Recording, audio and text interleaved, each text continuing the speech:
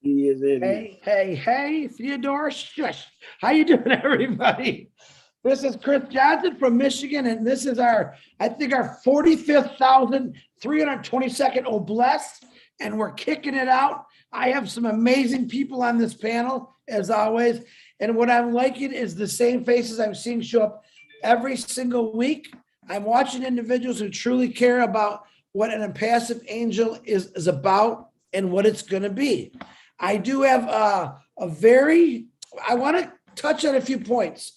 I get tons of things sent to me all week, like you've heard me say in the past. All right. I have a lot of them lately that are a little political, and I want to explain something about that. I understand in many countries, there's a lot of bad people in places they really shouldn't be, that really don't care about maybe the people in that country. And I'm not saying any countries. I try to stay away from it, but I know it's there. I know Oblast is going to fix a lot of things. Evil people is kind of hard to fix, especially if it's in a whole different world but I am aware of all the things that have been sent to me about a lot of countries that we could say genocide, people being, treated not so nice. Do I like it? No. But that's something I'm trying to stay away with. Even America's got people where I don't like them, that they don't do real nice things. But what I'm looking for always is solutions. I'm looking for patience and kindness for people who really want to help. And I believe in my heart that as the angels move around the world, some of these countries that maybe aren't treating people so nice. And one of these countries that we're going to talk about tonight through Edward is he's going to talk a little bit about that. So I don't want anybody to get upset. I want him to touch a little bit on that, where it's about Haiti, why it got there, and what's happening. So he will touch a little bit on that. I try never to bring politicalness in here whatsoever. I know people kind of comes that way. You've heard me say I'm not crazy about. We'll just call those the G word. We'll call certain individuals we're not always crazy about because they don't really do the right thing, and that's always scared me. Well, we could say, we could look at the past, the Hitlers, slavery, all the things that were so wrong in this world that we never want to happen again. That's one thing I really want to touch on, but we cannot ever make this political. What we can do is make it humanitarian. So we can fix these people that think that they can do whatever they want to a human being, man, woman, and child. That's my goal. I don't ever want to challenge them. I never want to go against them. All I want to do is show them what love brings in this world, not control and hate. So on that note, I want to bring two people in here. It's a father and daughter. It's Eddie Francis or Edward Francis, if I said that right. If I didn't, Edward, can you unmute yourself, please?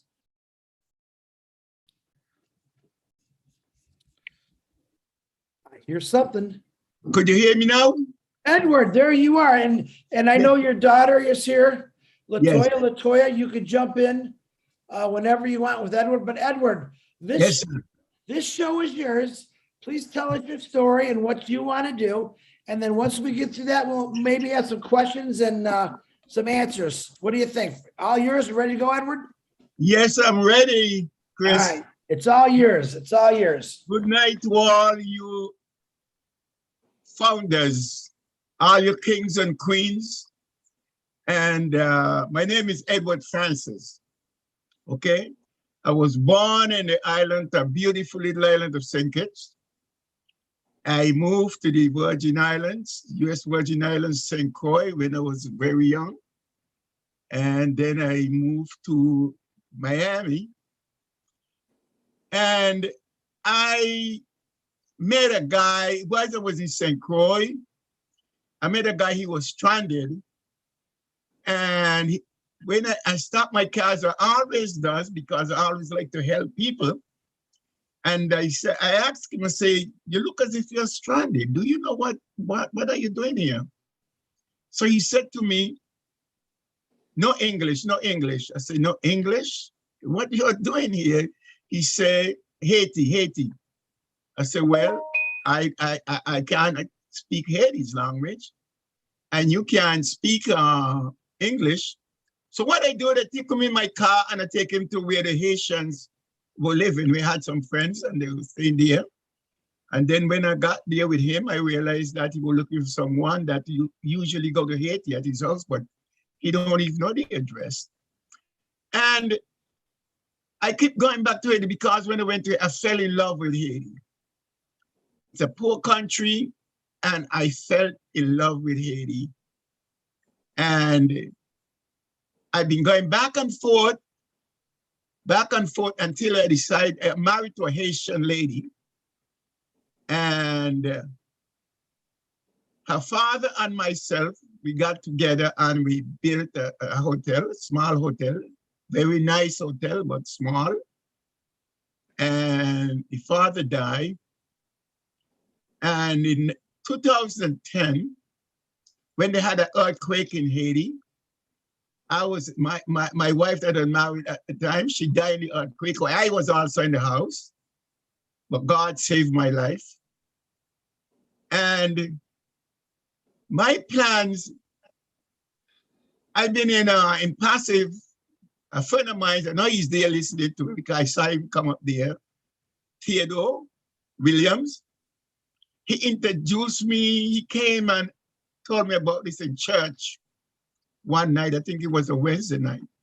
And like someone who's been running around for a very long time, when he told me, I said, you know something? I know what you're talking about. Even though it's the first time I'm hearing about Passive. But I say I was around like when Walmart and those things, when John Walden was selling things out the back of his car. And then he started to sell shares on Wall Street for $3,000. But I had money at the time, but I didn't buy any shares. And after Brother Tia was talking to me, I tell him, you know, I would like to join it, but at the moment I don't have the money. He said, you don't? I said, no. He said, you want to get it? I said, yes. So he signed me up and I got the money and gave it back to him. And as I hear, now I'm in Passive, maybe tonight is the first time you're all hearing me, but I've been in Passive from July 2019. I've been in Passive. And I never come on the panelist or anything like that, but I've been very active, getting people to join up and stuff like that. And me and my friend there, Theo Williams, we're very good friends. So when I first heard what Passive was doing, every time, well, they signed me up, but every time I hear Mr. Ash speak, every time I hear him speak, I buy another spot. I end up with 7 spots, which I didn't know. My plan is that this hotel that we had in Haiti, I was going to pay out of what I was going to get from Passive. I was going to pay the other party out for the hotel, and I'm going to use the hotel and for other orphanage. And that hotel that I was running there also was drilling water wells in Haiti. I had a big company, Caribbean Drilling. I was drilling water wells. I did a lot of work in Haiti, and the hotel is still there. But after the earthquake and my wife died and things didn't go too well, I leave Haiti. I'm not going to go and talk about what's going on in Haiti right now because that's not what I want to talk about. What I want to do in Haiti, Chris and all the other folks who listen to me, I was going to build an orphanage, take that hotel and turn it into an orphanage. But after Passive come around, I decide what I want to do, the hotel will be too small for what I really want to do. And I say, what I really want to do, if I cannot do it in Haiti, I've got to go to Africa, and I don't know nothing about Africa. I need to start a big compound right now, I already have about 2.5 acres of land. I haven't paid for it. I have someone looking at it. They already took the papers to the attorneys in Haiti. They checked the papers out because he has a little problem with land in Haiti. And they took the papers to the attorneys, and I checked up to this morning, was talking to them. What I want to do, I want to build a compound. I want to start with 200 kids, 100 boys and 100 girls. Section for the boys, section for the girls. I need to build a school on that compound. I need to build a church on that compound. And I need everything that would make those children comfortable in that compound. I need to build swimming pools for them, and I need to build recreation halls for them. I need to build I need a section that they could do a little gardening, plant their fruits, their vegetables, their tomatoes, and the stuff that they plant. That they in the spare time they could be really doing some kind of work. And what I want to do, I want when I get those young kids in, I don't know how long the good Lord going to spare my life, but look at me now. I mean, you could see me, you won't believe. I met Dr. Derek. We had a meet and greet, and when I told him, I didn't want to tell him my age, but my brother that is there, Brother Theo, he got up and he says, Eddie, how old are you, Eddie? I said, well, you want me to give away my age? I says, he said, I'm 82, in August I'm going to be making 83. And everybody just opened their mouth, they can't believe. Because everybody look at me, think I'm like 60 years old. And I said, well, that's what the good Lord is doing for me because he has work for me to do. So what I want to do in Haiti, Chris, I want to build this compound, and not just one compound. I need to build more than one compound, but I want to start it out with one. I need to start with about 200 kids, maybe from 5 years up, that they go to the school right there in that compound. They go to church there, they live there, they eat there, they do everything there. They got the swimming pools and everything to have their little recreation. Got a small ball field for them that they could do games, whatever games they want, they could have it at this compound. And after I get that one going, and now since I know the reason why I doing this and move away from that hotel is since I heard about Bless and Impact. And I know something like that Bless would help me to do, and that's why I decided to develop it up more larger than I first thought, because the hotel couldn't hold many kids. And when I finish the first one, I'm going to try and move other places and do more, because you need, because there's a lot of kids in Haiti that the parents die, they're running around and they don't have no place. I mean, I lived in Haiti. I lived in Haiti about for 18 years, and I was going back and forth before I really lived in Haiti. And I know a lot about Haiti. Sometimes I meet Haitians outside and I tell them, I even know about Haiti more than you know about Haiti. Because I drilling water wells, I used to go all over Haiti drilling water wells. And I know a lot about the country. And now everybody in Haiti who knew me, they are calling on me. They wonder when I'm coming back, when you're coming back, when you're coming back, when you're coming back. So my aim right now is to build orphanages, and orphanage to school all the way up from junior high all the way up to college, because we could do that, all that, and virtually and in passive. Could do all that, and then when I finish with one, I'll move to another one. Like my daughter Latoya, she told me that we're not going to just do an orphanage. We're going to try to do some homeless people, because there's a lot of homeless people in here. So this is what my plans are right now, and this and I wanted. And this is my first time I came. Since I've been I listened to all the webinars, all of them, always on the webinars. But I never come on as a panelist. But I listen to all the webinars because right now I'm retired, I'm not working, and I have hard time to do the things that I would love to do. So this is my plan, Chris, for what I want to do for Haiti, is to build orphanage, get the kids while they are young and bring them up that when they get out of the compound of the school, they're ready to help their family and help their country and help other people. This is my plans right now for Haiti, Chris. And this is as far as I could go for tonight. If anyone want to ask me any question, I'm here ready. So, Edward, yes. number one, I appreciate what you're doing, especially how young you are. It's not a big thing. What I'd like to do is I would like for your daughter, if she would like, Latoya, just to tell me a few words about your father. I did talk to Latoya today. Number one, she made me feel very comfortable when I talked to her.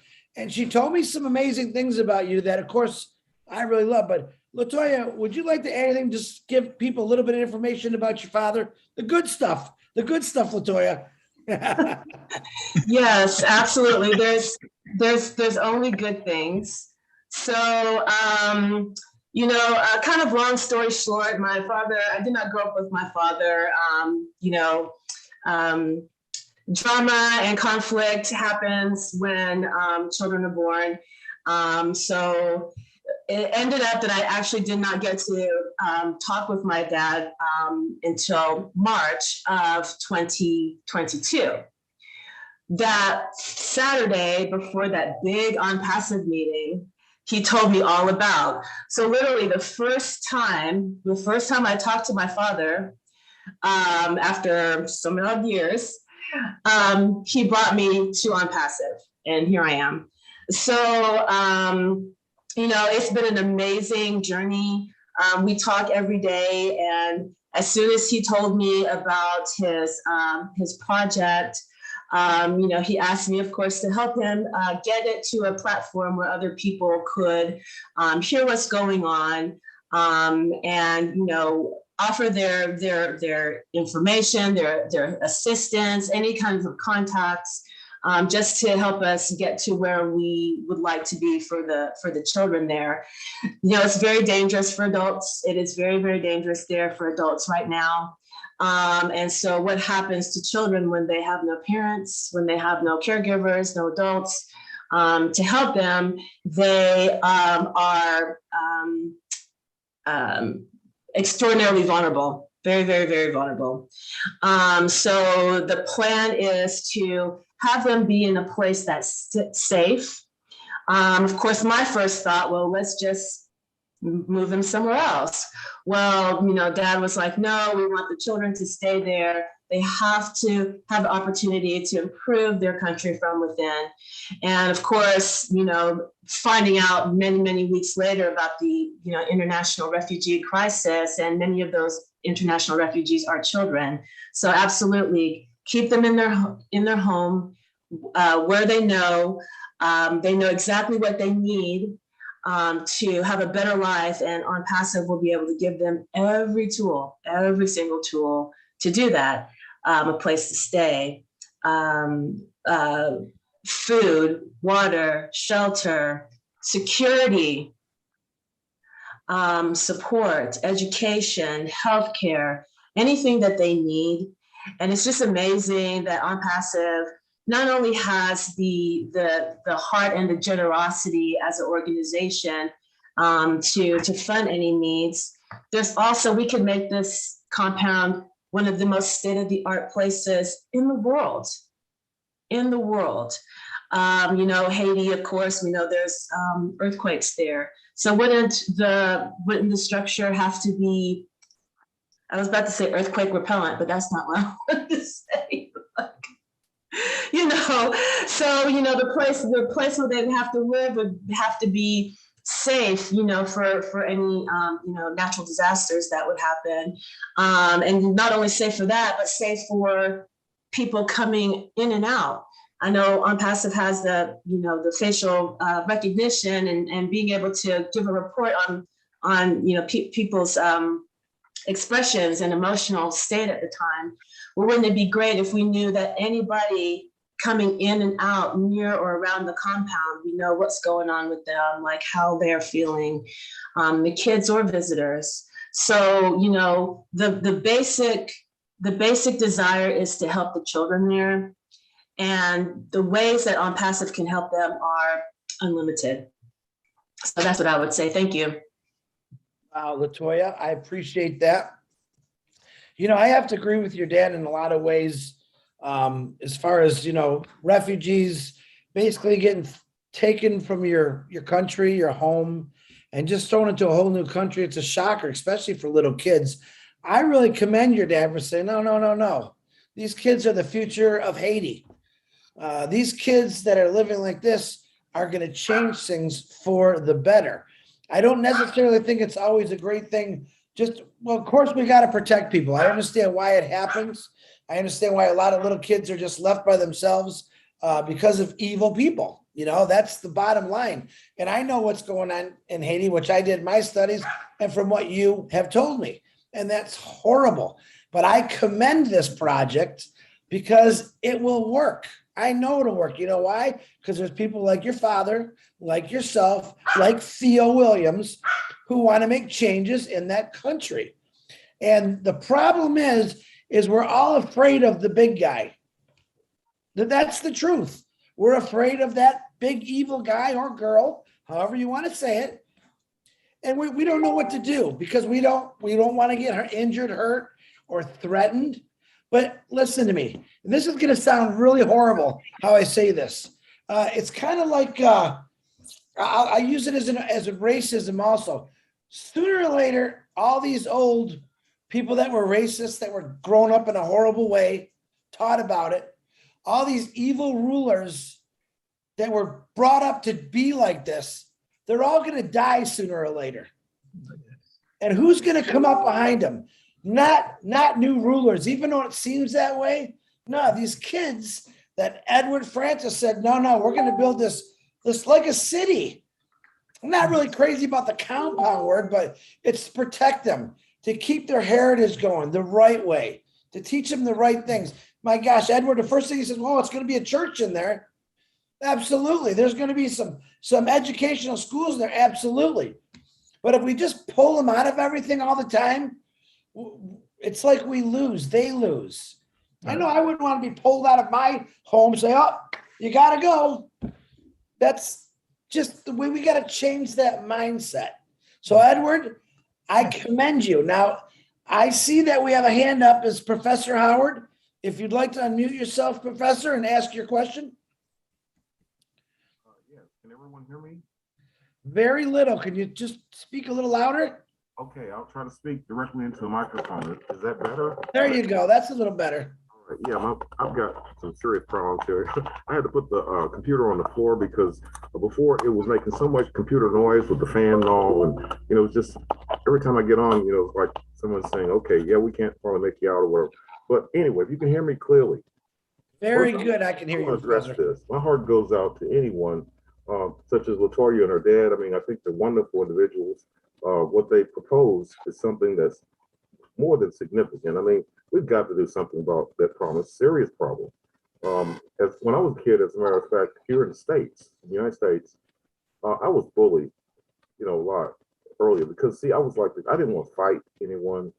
I didn't feel like I had to prove myself, to be the most notorious person to deal with these idiots. All I did was basically let it beat me up. And would you believe that the only reason that they stopped beating me up is because I would sing to them? And I used to sing really well, and in the early days, like even in the 6th grade, when I first came over to the new school and everything, and I wasn't very well accepted because they think I'm nuts because I'm a nerd. I'm the electronics guy, all kinds of things. But anyway, I used to get bullied really bad. And finally, the only way that it actually stopped was basically one day I said, okay, fine, they're going to beat the daylights out of me anyway, so I might as well fight back. And I finally did stand up to myself, and I beat the crap out of this big guy. He's way bigger than me. He's taller. I was intimidated.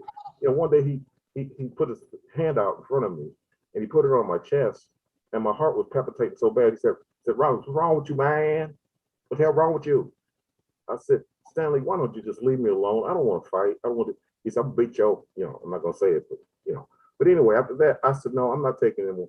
I actually knocked him down, grabbed him, put him between the strongest muscles I've got in my legs. I had him on the floor in front of everyone. And I got instant respect that day. They only understood violence. And it wasn't until I did that, they, you know, he started treating me with more respect. But I was saying to Stanley before, and he would, you know, he'd lay off. But anyway, you know, the only thing I'm saying, I applaud Victoria's effort, Dad's effort, and I know they're going to be heroes in the country in relationship to that. Because in a way, I felt like I was the hero, you know, in my sense of, you know, defending myself at one time. But let me just say this, I'm gonna cut to the chase and I'm gonna give a lot of other people good airtime.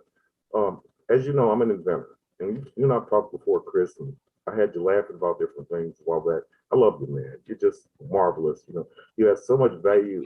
I love everything you express. You come directly from the heart. I'm a man from the heart. I love people. And I will say this, I've got something that whenever I can find out how to get on this, you know, because I understand Ash is welcoming ideas from us. If I can send him my schematics, the drawings, let the experts do what they will with this product, I think we're going to revolutionize something else. Another thing we can add to our income without passing. I'm the guy who invented the toilets that flush by themselves over 50 years ago. Okay. And they stole that from me. Now, what I like to do, I've got a newer version of it. It's an upgrade. Can you believe that you can install it without any tools? You don't have to be a techie. You can just set this thing into the top of the toilet bowl and then, you know, just hook up the chain and you're done. You plug it in with a long cord. It's perfectly safe. It's watertight, no electrical problem.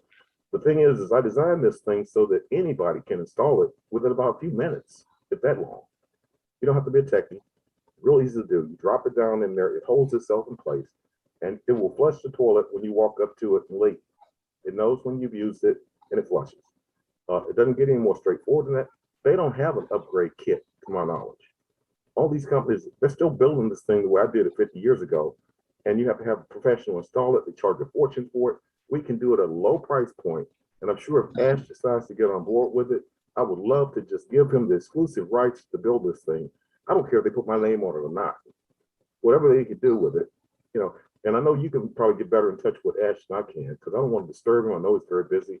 But if you can just somehow let him know to contact me, if I got to give him a phone number, email address, however you can get in touch with me, and I can just send him what I have. All right, Professor, let's do this. Keep your idea, have everything documented. There's going to be a time and a place where Ash is going to be looking for new ideas.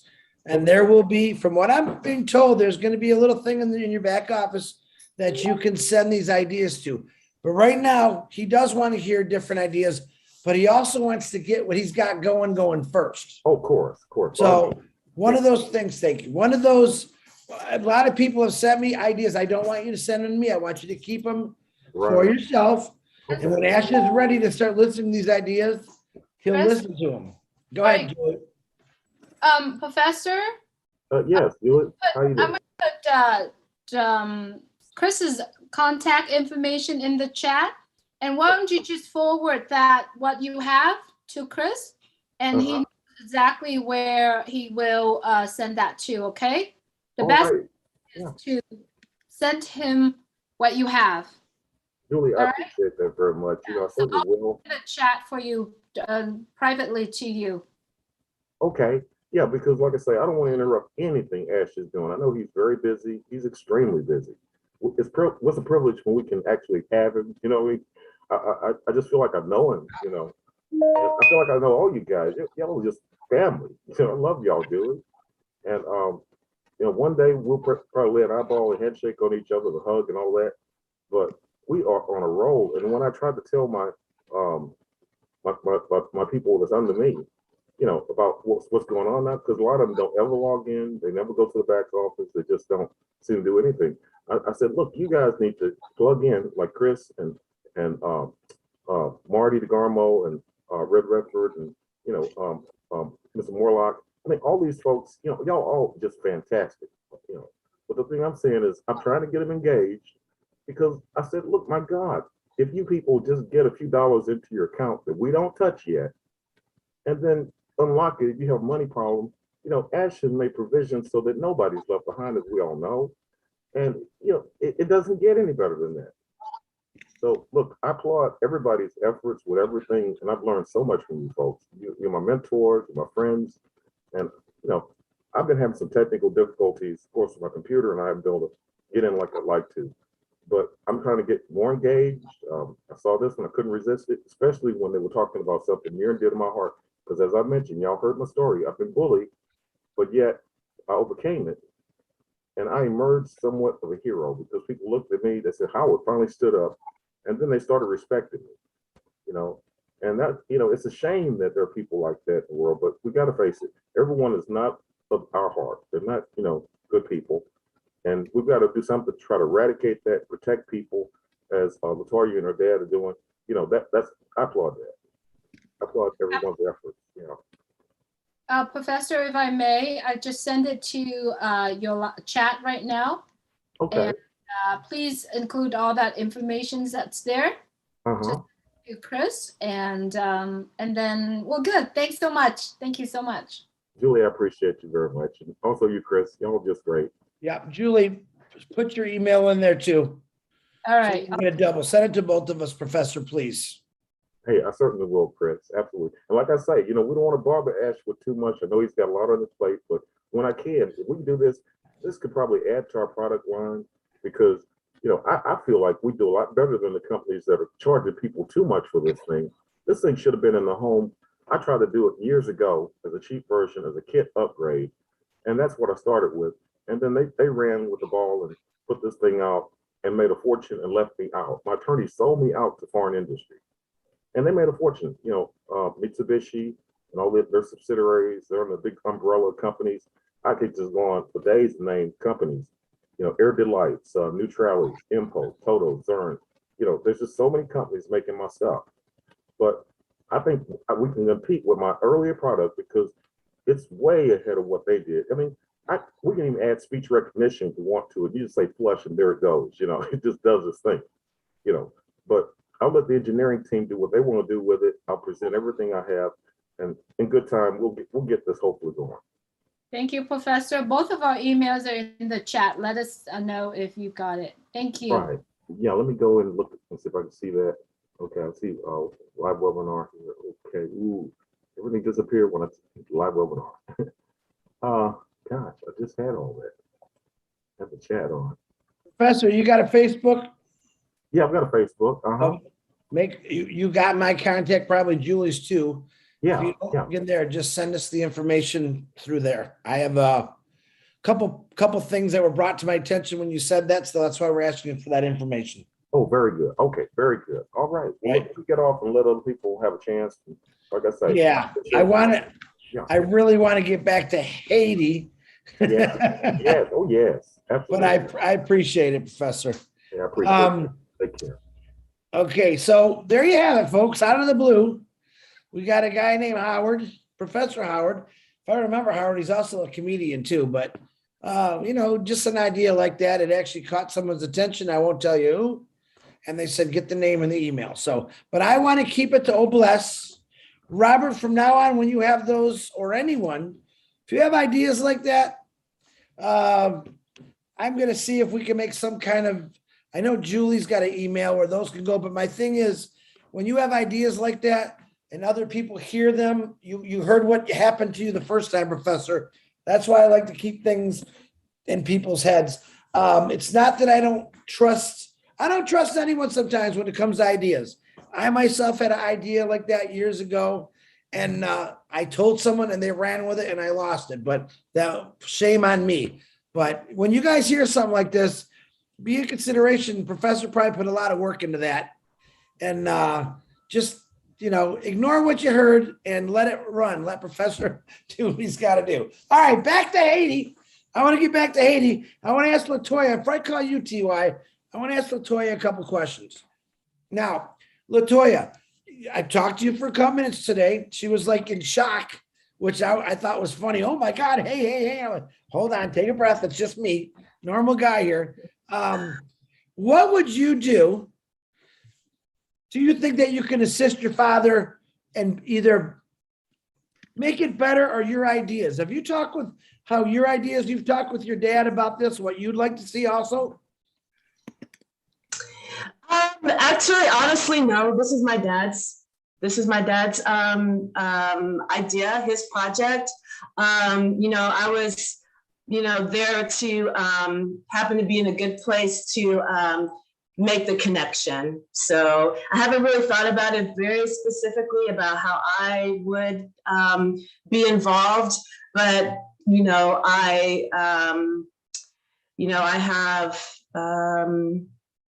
I'm 100% committed to my success and to my dad's success. And I know how to talk to people. I've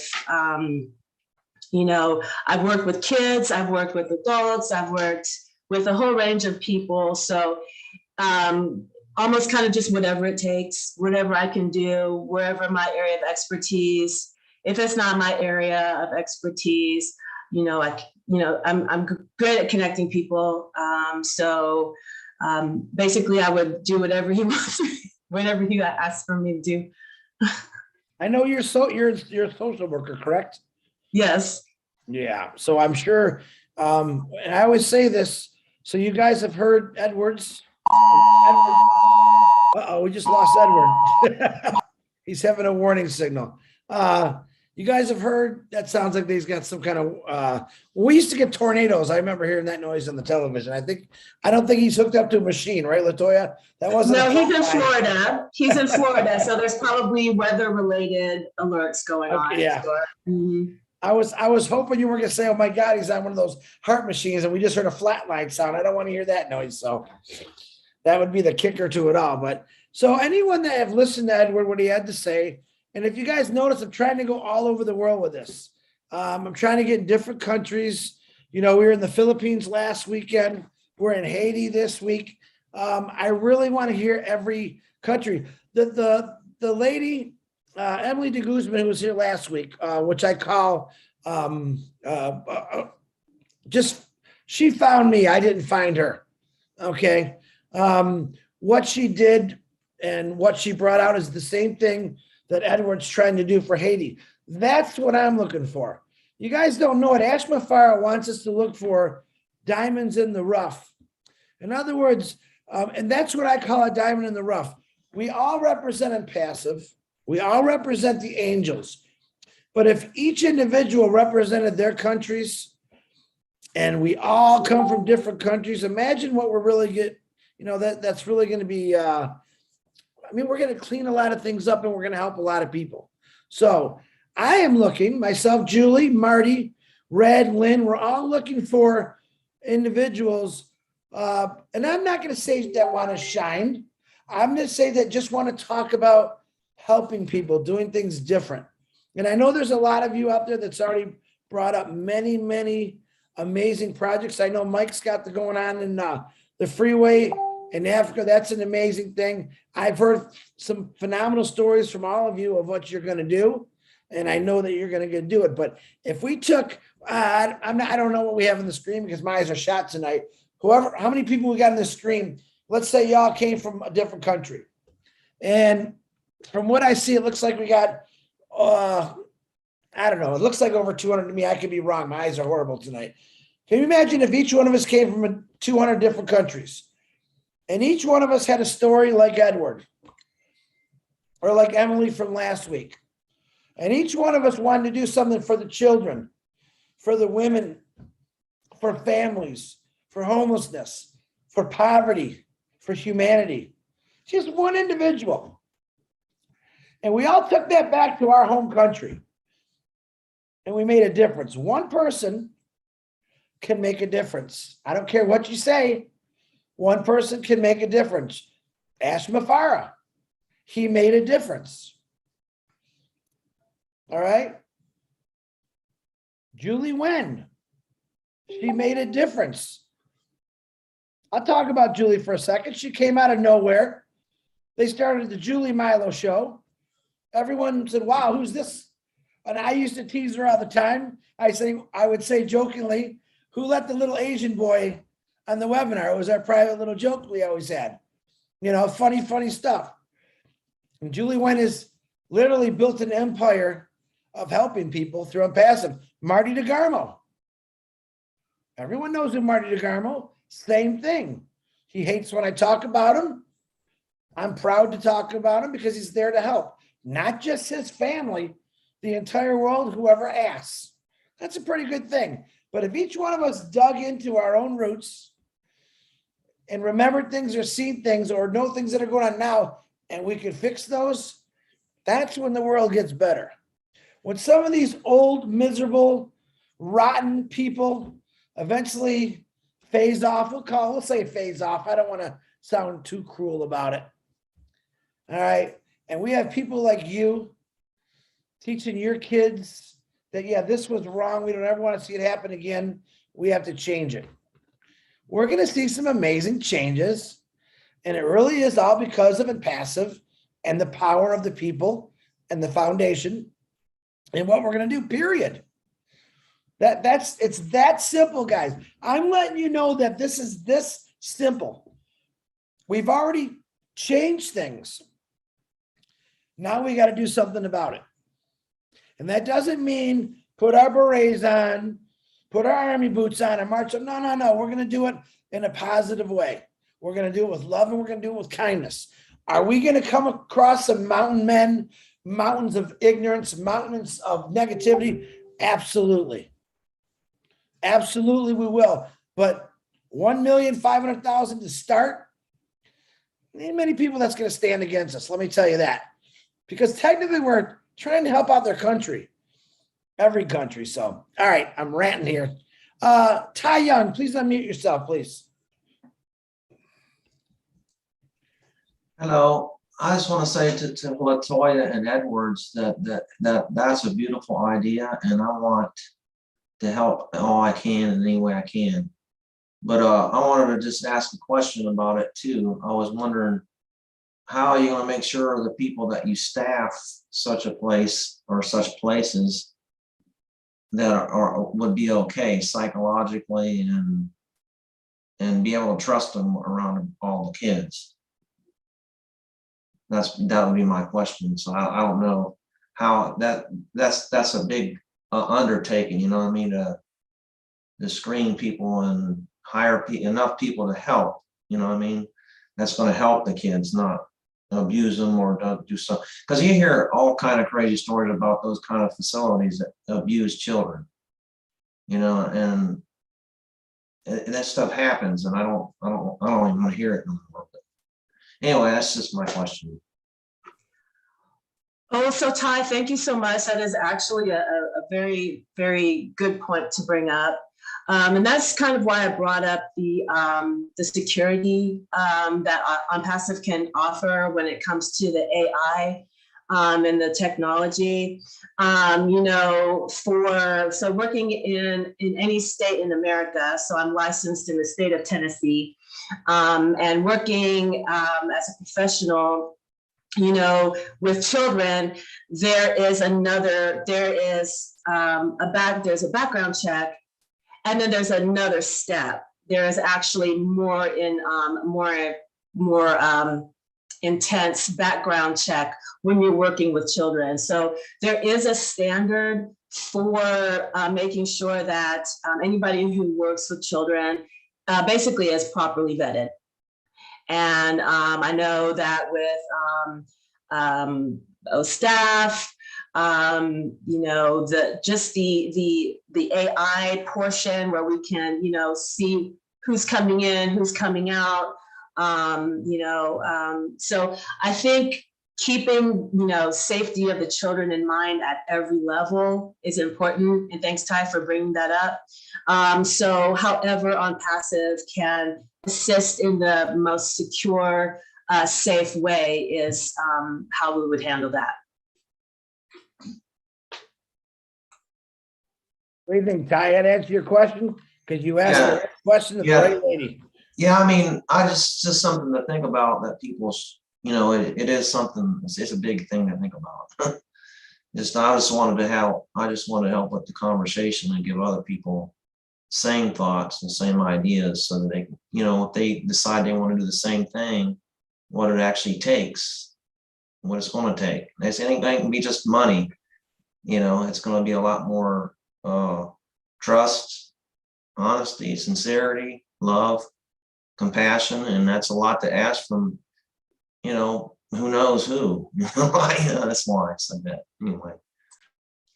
And then I've worked with children in the past, and one of my specialty areas was child abuse and neglect. So it's a very familiar fear and concern. And one of the things is that, you know, we can't 100% blanketly protect every child. Like, we can't keep bad stuff from happening to children. But one of the best things, though, is when those, hold on, oh, something bad's gonna happen to my children. No, I'm just kidding.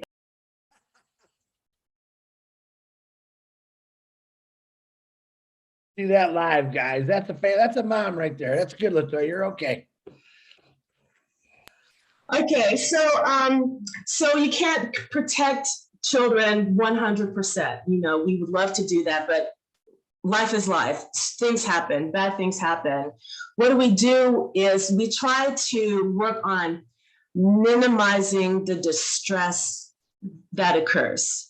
So I'll give you an example from me and my two kids. We were taking our babysitter back home, and where she lived was it was one very narrow road, and it had been raining, you know, in the Pacific Northwest right now, and so we had actually pulled over to the side to allow her mother to drive past us. And when we moved over to the side, we ended up getting stuck in the mud. Didn't realize it, and then I tried to pull out, and as I drove, hit the gas, it just sunk us deeper in the mud, and so we were kind of tilted. The kids were freaking out. They were freaking out. You know, I was freaking out too, because it is weird just kind of, you know, being tilted to the side.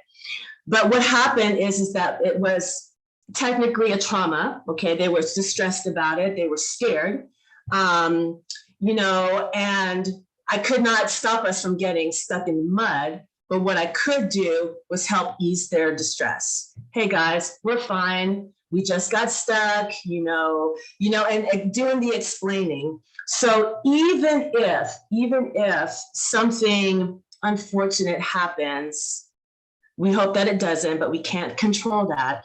We do our best to help make it easier. We also want to give kids the opportunity to speak up.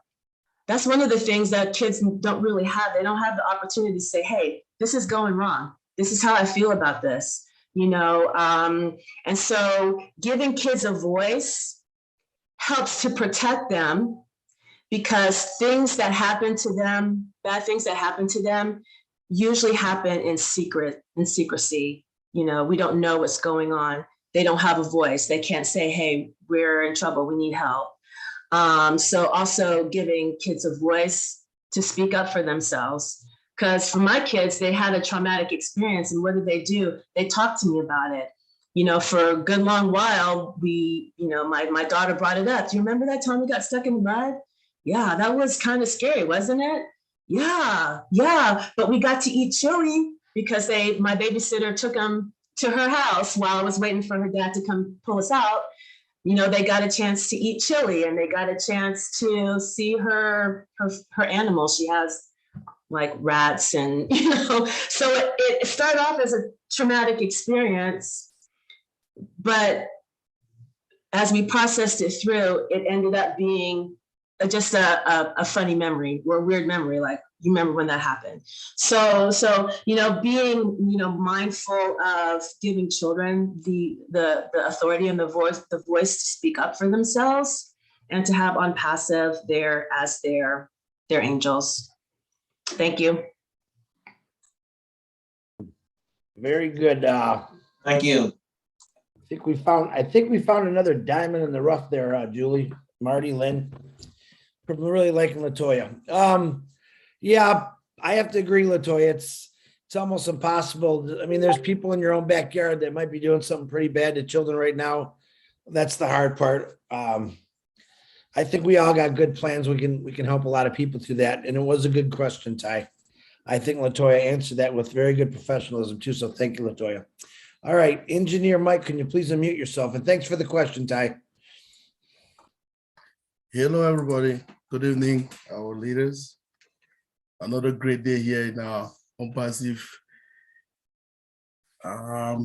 blessed brainstorming. I just wanted to the topic is a great one. Thank you, Edward. Thank you, Latoya, and our big bro, Professor Howard. Thank you very much for and all the other speakers who have spoken before. Ty, thank you for your question.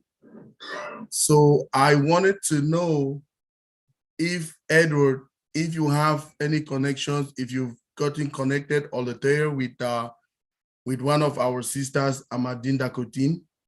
She's from Haiti, and she was, I used to work with her. She's getting all these big programs and plans. I don't know if you people are working together. Is that something that she can be a force to reckon with in that kind of a project? She has a goodwill, and she's ready to do something too for the Haitians. So I think if you guys can come up like a force, it will be a very big one. I don't know if you guys are in contact with each other. Not now, but we will. I just wrote her email down. She left it in the chat, so I have it down. Yes, thank you. You're welcome, Latoya. That's all I got, big bro, for now. All right, who are you calling a big bro? Man, I'd be like a rag doll in your arms. You know that. All right, Michael, thank you very much for bringing that up. Appreciate you. Once again, give with Latoya and Edward, but I'm sure Latoya is the main keeper there because Edward, he's very young and that technology might be not used to it. So send Latoya. He's used to being retired. He's used to being retired. Yeah. He's not into working too hard. It's a good thing. It's a good thing. But you guys want to connect with Latoya and her father helping out with this project, please send private chat to Latoya, your email, phone number, whatever, and connect. That's what a lot of this is about. Or Theo, because I see Theo. I think he's a part of this. Theo, before I call on Tina, would you like to say anything, Theo? You seem to be really inspirational and part of this with Edward there. Very much. Thank you very much. Well, most I could say, the discussion is a very good one when you have to talk about kids and building hope, in children and everything. I mean, it's a good thing. And I just want to say that it was good that I could have made contact with Eddie and in such a way. He have good experience, and I know he lived in Haiti for quite a while. So he know exactly what he's talking about, and he's seen it. He's seen the situation, so he could talk about what he have seen, and that is very good. So, but I'm just here, willing to help, willing to assist, and give my best. That's it. Thank you. We appreciate that, Theo. We really do, because you never talk, man. I think you're another diamond in the rough too. That's what I think. So, I'm glad you spoke tonight. All right, my beautiful Tina J from Singapore, please unmute yourself, young lady. Good morning, good afternoon, good evening, world. Tina from sunny Singapore. I just have a question for Latoya in regards to sustainability of, the orphanage and everything that you want to do for the children. One of the question is, of course, education. The other thing is about resilient building. I'm sure they are already resilient given their I would say unfortunate situation. But I was wondering what else besides just education, the formal education in terms of career building as well, because I think I heard Edward mentioning with regards to youth that it's walking around and not giving back to the society in terms of work and career. So my question would be, what are the sustainable programs that you would like to see in the orphanage? And at the same time, Edward also mentioned, or was it you who mentioned about, the homelessness? So we do have that demographic of people in Haiti, and whether there's any plans to integrate them, to have an intergenerational conversations between both of them in terms of sharing life and sharing what they know, the difference between what the old days and also what is in the future for the children, and getting the oldies to come or to be in the now, so to speak, especially in this digital world. Edward is a very young 80 plus.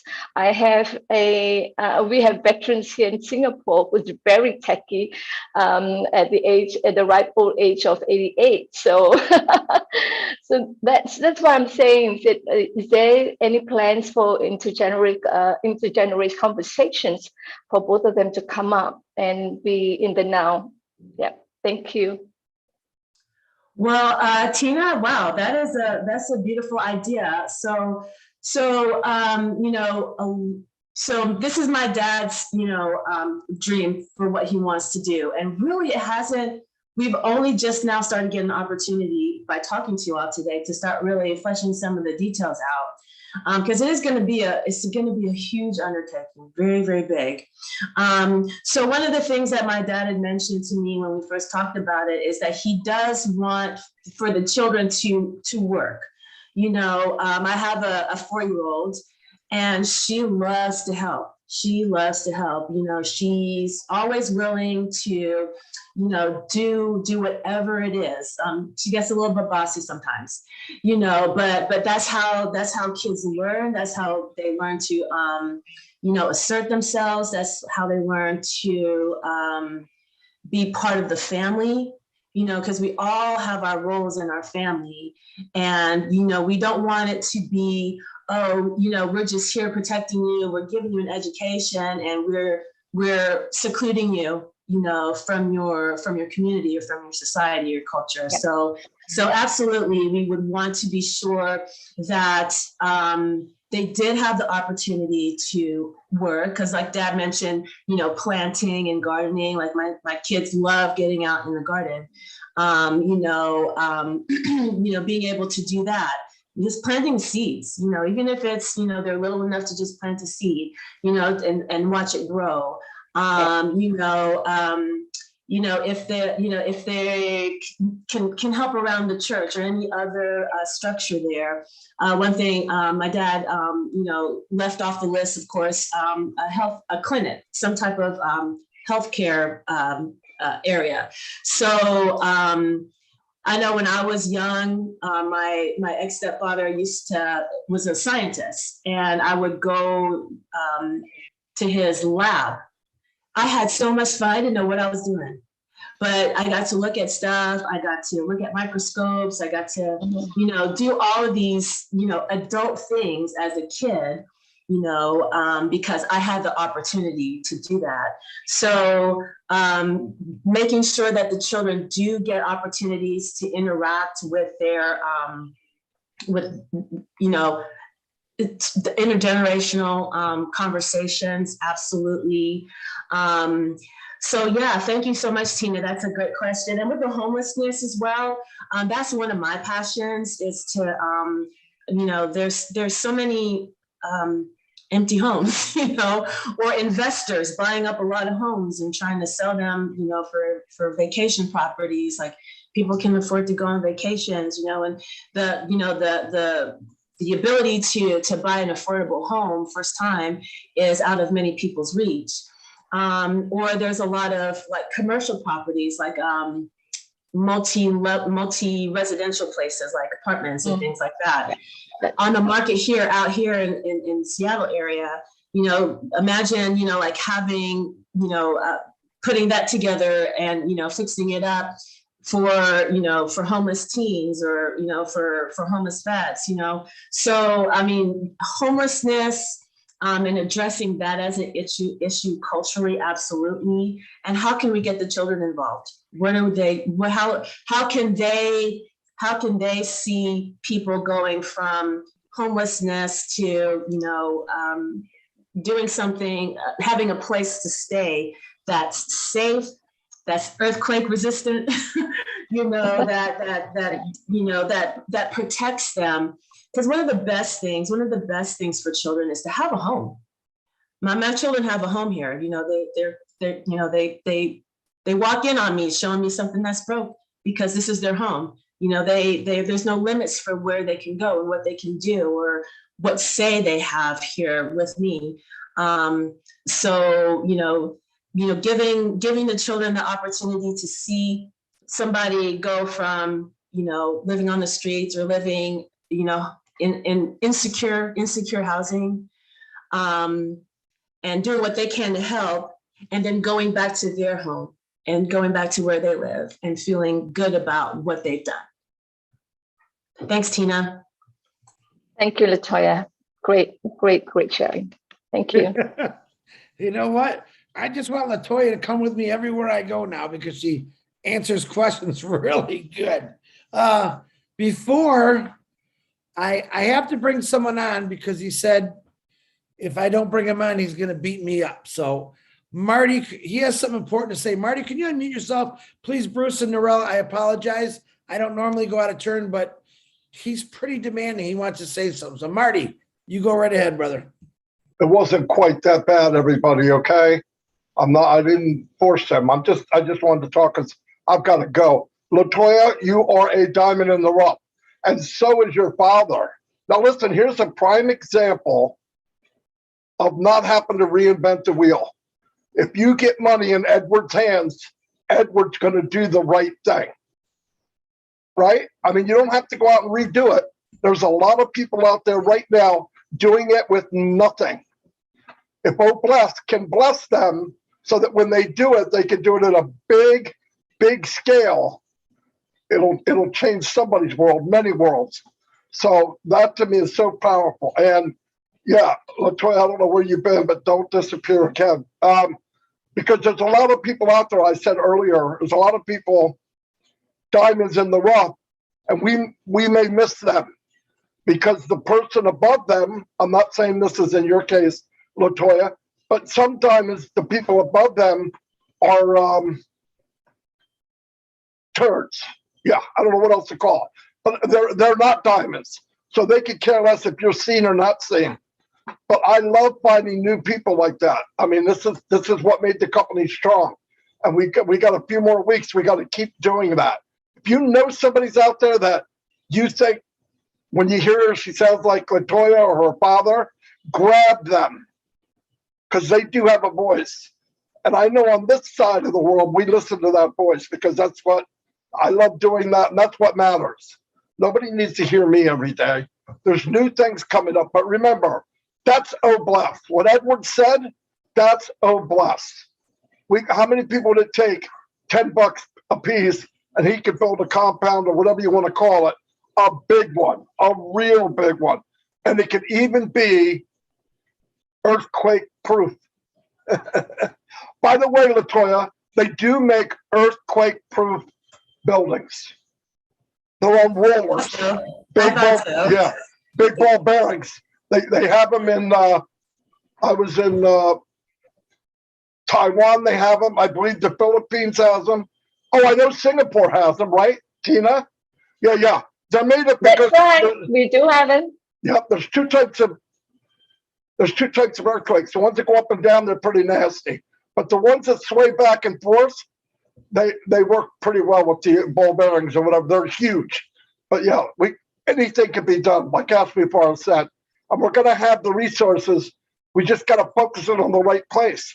And the only way to do that is keep digging in the dirt and find the diamonds. Some of them pop up easy, like the Toya just did.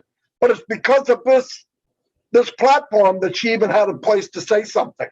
And whoever invited her and Edward, Theodore, whoever did, that's how you do it. That's what's going to make a difference.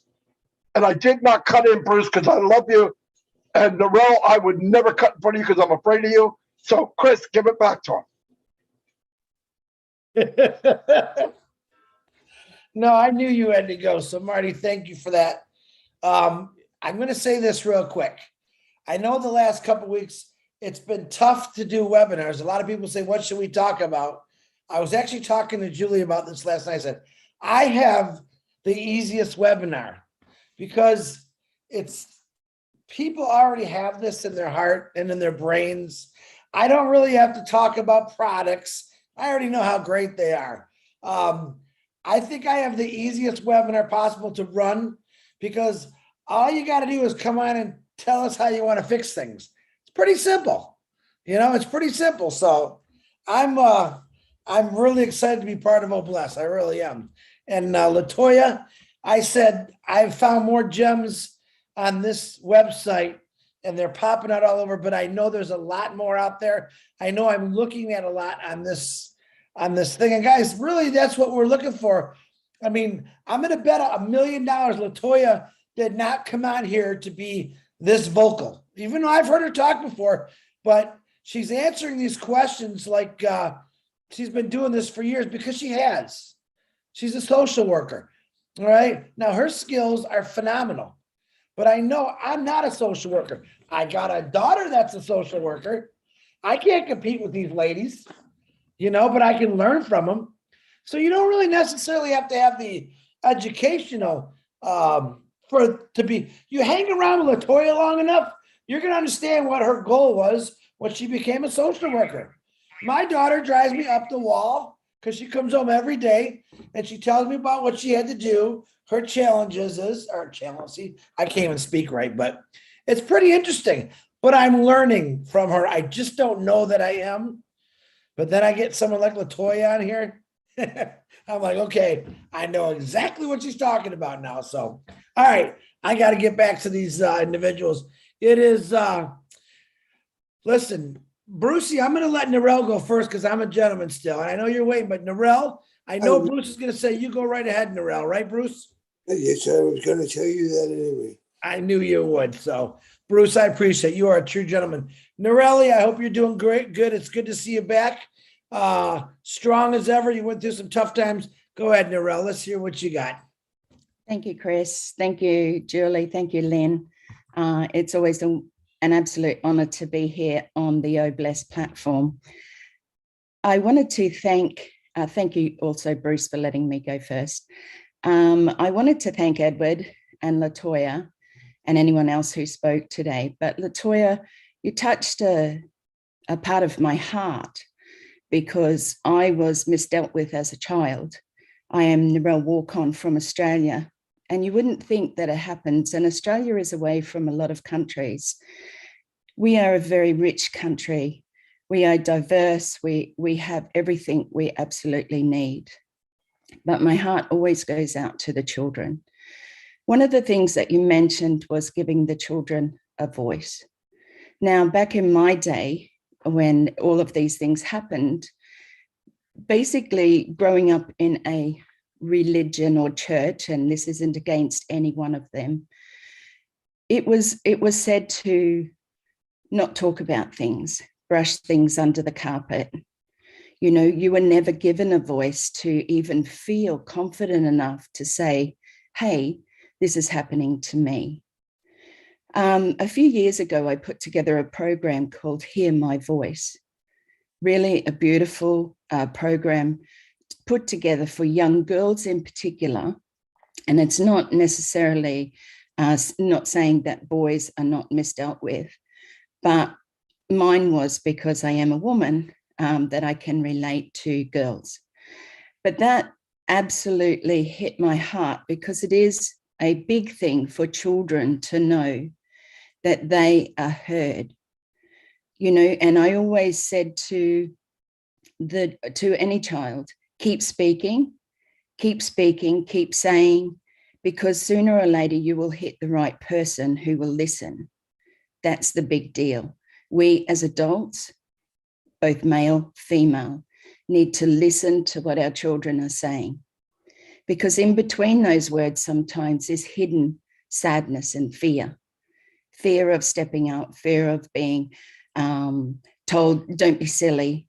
You know, all of those things that you hear as a child are not necessarily a child being bad, a child being naughty. There is something usually hidden behind that. So Latoya, thank you. Thank you very much for standing up for the children, for allowing them to have a voice. I think it's important that we all understand, you know, what Oh Bless is going to do for our world, you know, for the children, for the homeless, for anyone who reaches out, for those who don't reach out. You know, we need to actually be a voice for those people. And we need to let them know that there is a purpose for them. I think one of the biggest things, you spoke about your 4-year-old wanting to do and help and do the gardens or help in any which way they can. Every one of us and children need a purpose in life, because without that, we don't really have anything. You know, what are we living for? You know, for years, I asked the Lord after my heart surgery, why did you keep me alive when I felt that I didn't have a purpose? But sometimes it doesn't come immediately. It comes step by step in the Lord's way, you know, not in what we think we should be doing. So I suppose I'm asking people to look inside your heart, you know, go inside, see what it is that you really want to do. Oh Bless is a platform that will bring a change. It will bring that balance back to humanity, because as Chris says, we're all here. We're all showing our hearts. We're all here for a purpose. My purpose keeps growing stronger. And yes, I have just been through some really tough times where it has affected me quite emotionally in ways that I never thought that it would. You know, supporting my 2 girls who lost their dad just recently has been overwhelming for me.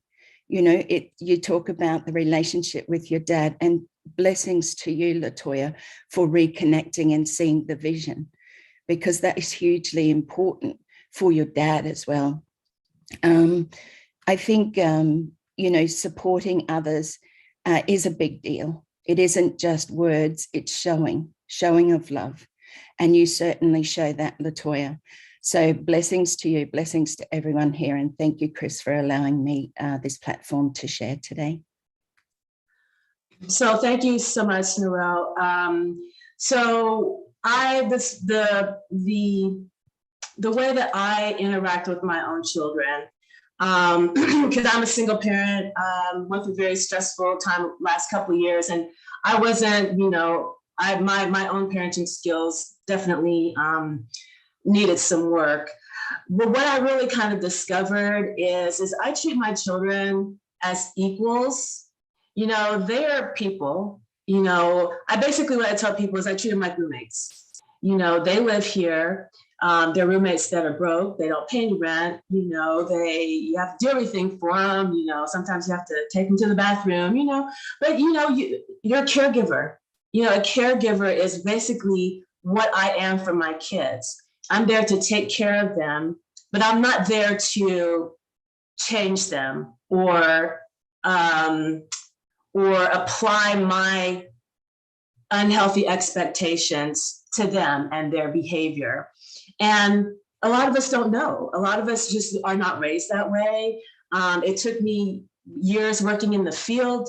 And even then, I did not even feel equipped for my own kids. You know, so I had to have a change of mind and a change of heart. And we can do everything that we can for the children in Haiti. You know, we can give them everything they need.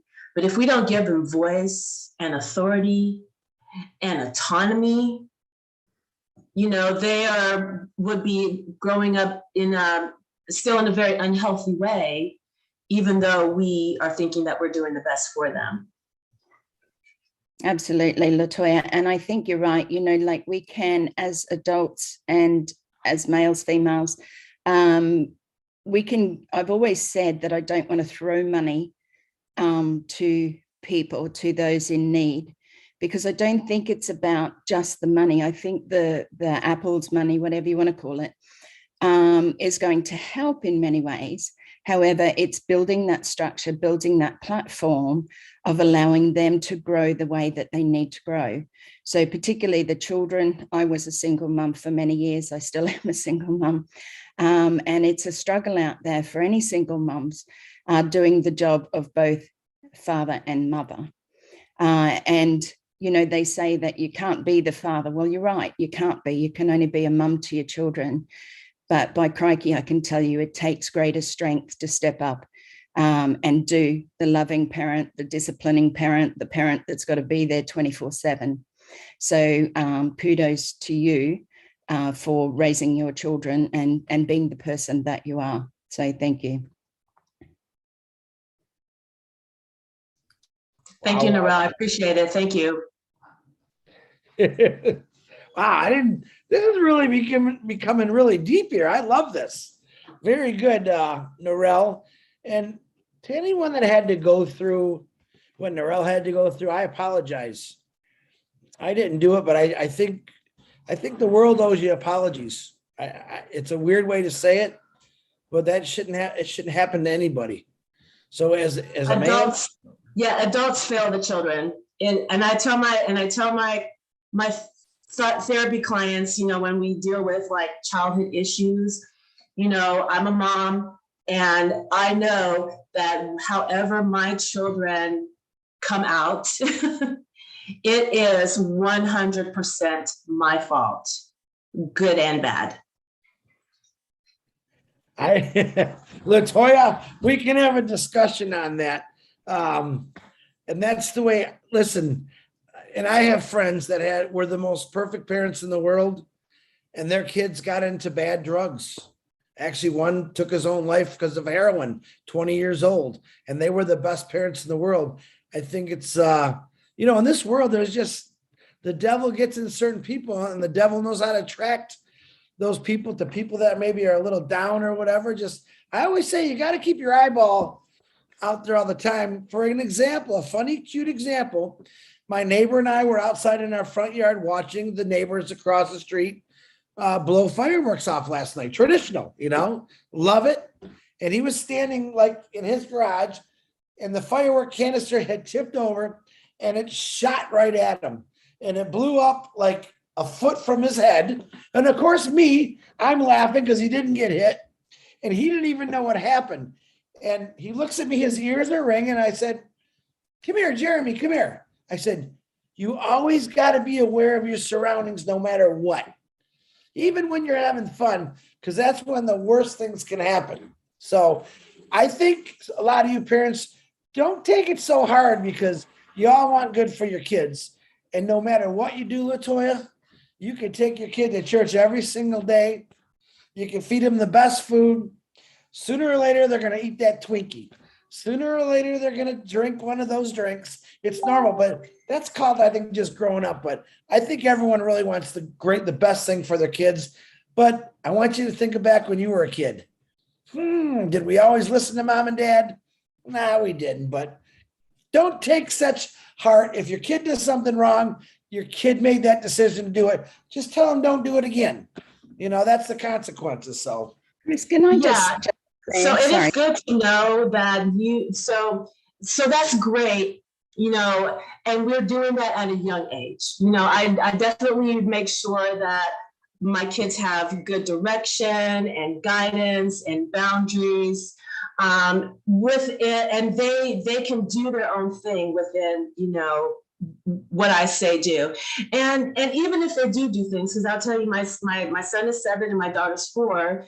They were with their dad, and they said that, "Oh, we walked across the street to the grocery store." And I'm like, "What?" You know, just kind of nonchalantly, you know, they're like, "Yeah, we walked to the grocery store," you know. So, you know, I was very clear with them, you know, you don't do that, you know, I'm sure your dad was very, you know, scared for you, but they were out there because they had the freedom to be in their apartment complex Well, then they decided, well, a friend wanted to go to the grocery store, so they wanted to go to the grocery store too. And so that's what they did.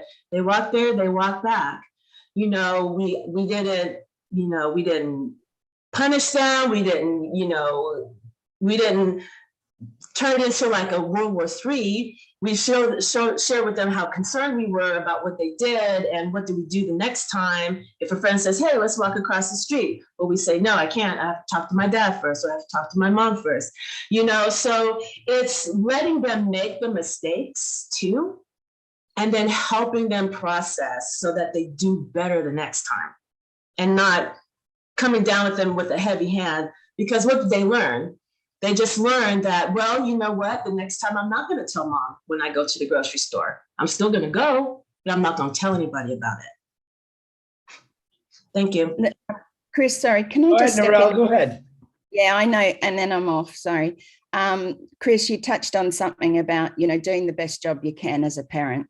You know, my parents may or may not have known what was going on, but they were doing the best they could at the time. And I just want to say that to each and every one of you. We can look back in hindsight and say, oh my gosh, I shouldn't have done that. I should have did this, or, you know, done that differently. But we can't live in hindsight. We can only live today and to look forward for the future. We do the best we can with what we have at the time, with the knowledge that we have. They thought they were doing the right thing by keeping quiet, or, you know, under that religious sect of, you know, not saying anything, but they only believed in what they were told at the time or their experience. So I just want to say, for all parents out there, you know, it's a tough job. You know, we're not handed a manual to say, this is how you raise your children, step 1 to 10. You know, we're just given and blessed with children, and I am certainly blessed with my 3, because I was told I only had 5% to have them or to have any child. So they are a true blessing. But even to this day, there are some things that my children do that I sort of think, whoa, okay, I didn't teach them that. You know, the society out there says they've got to be this way and that way, and they're pulled and they're pushed and everything like that. So you just have to stay strong in your faith. If you have faith, know that you are doing the best you can today. And when you learn more, you will do more, you know. So I just wanted to share that, Chris. Thanks again. Very welcome, Narelle. Thank you for bringing all those beautiful things up, and I'm glad to see you back, sweetie. Okay, guys, we have Bruce, you're next. We have, it's like a little after 10:30. Try to want to get done before 11 or sooner. We have, after Bruce, we have 1, 2, 3 hands, it looks like, up. So anyone that wants to get their thing in, raise your hand now so I can get everybody in. Bruce, please go ahead and unmute yourself. Thank you, Chris. What a lively night we've had tonight. And I want to first of all thank Eddie for his enthusiasm and his passion. And, you know, it was weird to hear him say, well, if I can't do it here, I'll do it in Africa. But where you want to be is Haiti. So that's where you stay. I was brought up, and I learned early, I learned in my growing up that my parents did the best they could with what they knew. So whatever a parent gives to a child comes from what they've learned themselves. Theo, I want to thank you for encouraging me to be here.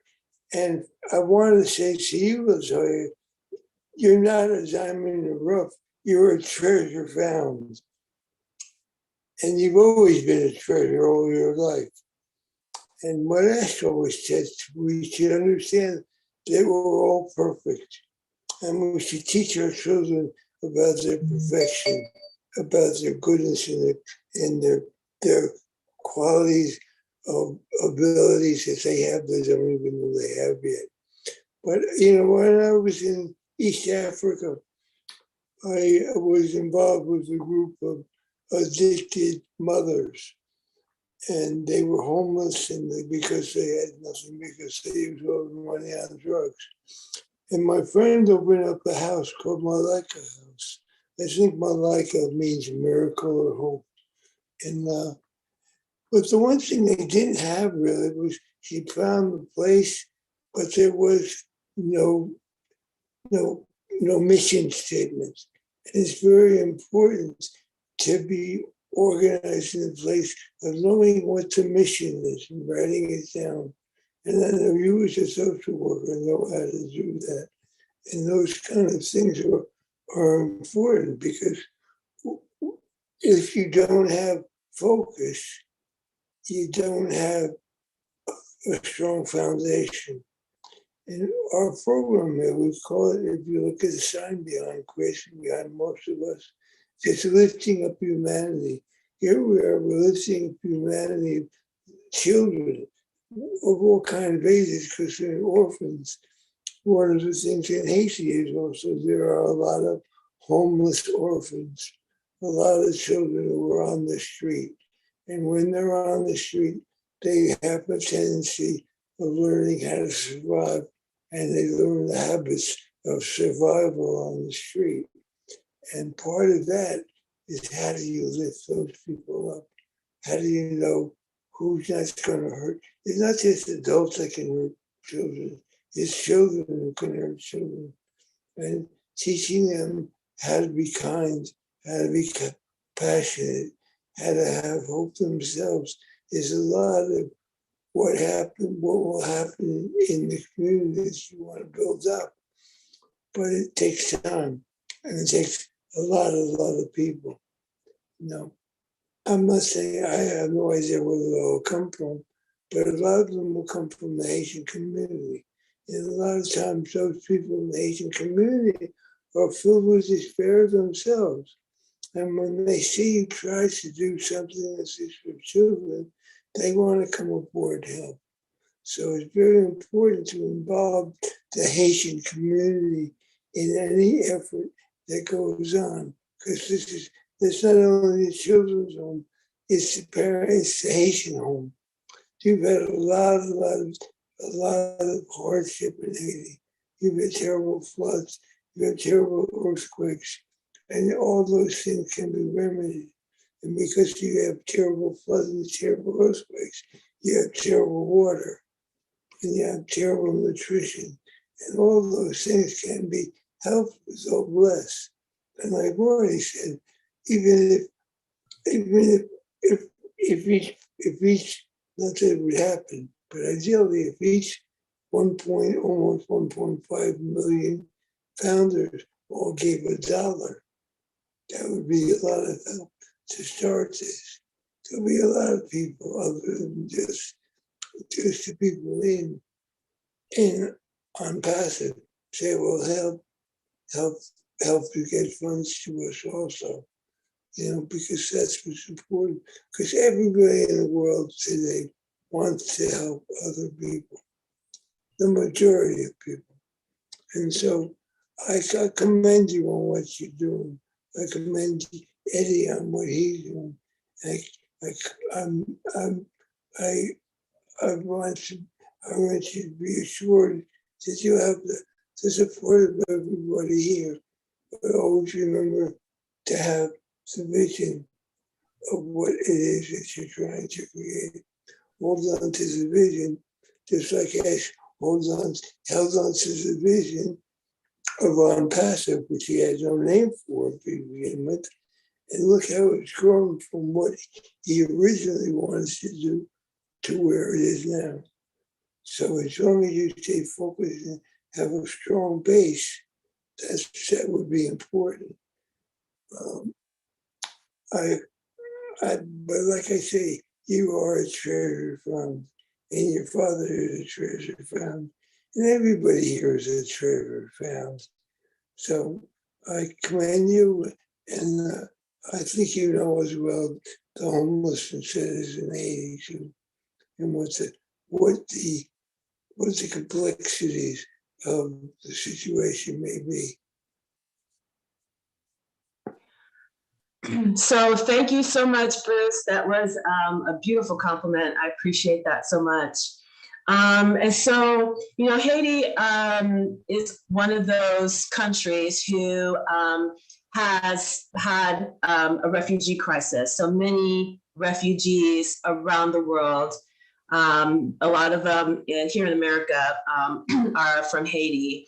So, you know, as we imagine things going forward, as we make it safer for the children to be there, that makes it safer for those who are not there to come back.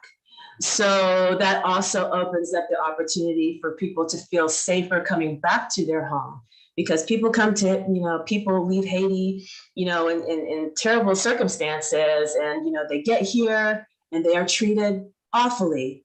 You know, we have one of our former world leaders calling it a, you know, Haiti, you know, forgive my language, you know, from you know, a shithole country. Well, the only reason why it's like that is because there are superpowers that have intentionally oppressed and depressed the country. So people have to leave in those circumstances. So as we're working to make it a safer place for children to live, to learn, to grow, to play, and have a better life, that also raises the tide for those who had to leave to be able to come back and to do the same. Thanks, Bruce. I appreciate that. The other thing that will be very important is music, because children really love to dance. They love to dance and they love to sing. They love to bang drums all the time. So make sure the curriculum has a lot of happy music. And always own the fact that you are a gem and a treasure. Thank you. Thank you, Bruce. Man, Brucey, I'm gonna start letting you go first from now on. All right, thanks, Bruce. All right, we have 1, 2, 3, 4 hands.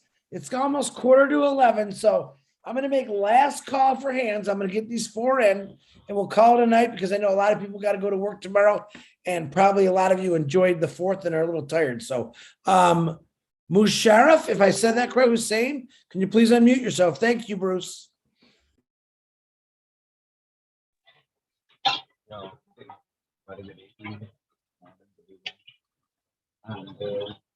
Can you hear me? Yes. Not very good. Okay, now it's okay. That's better. Yes, sir. Okay.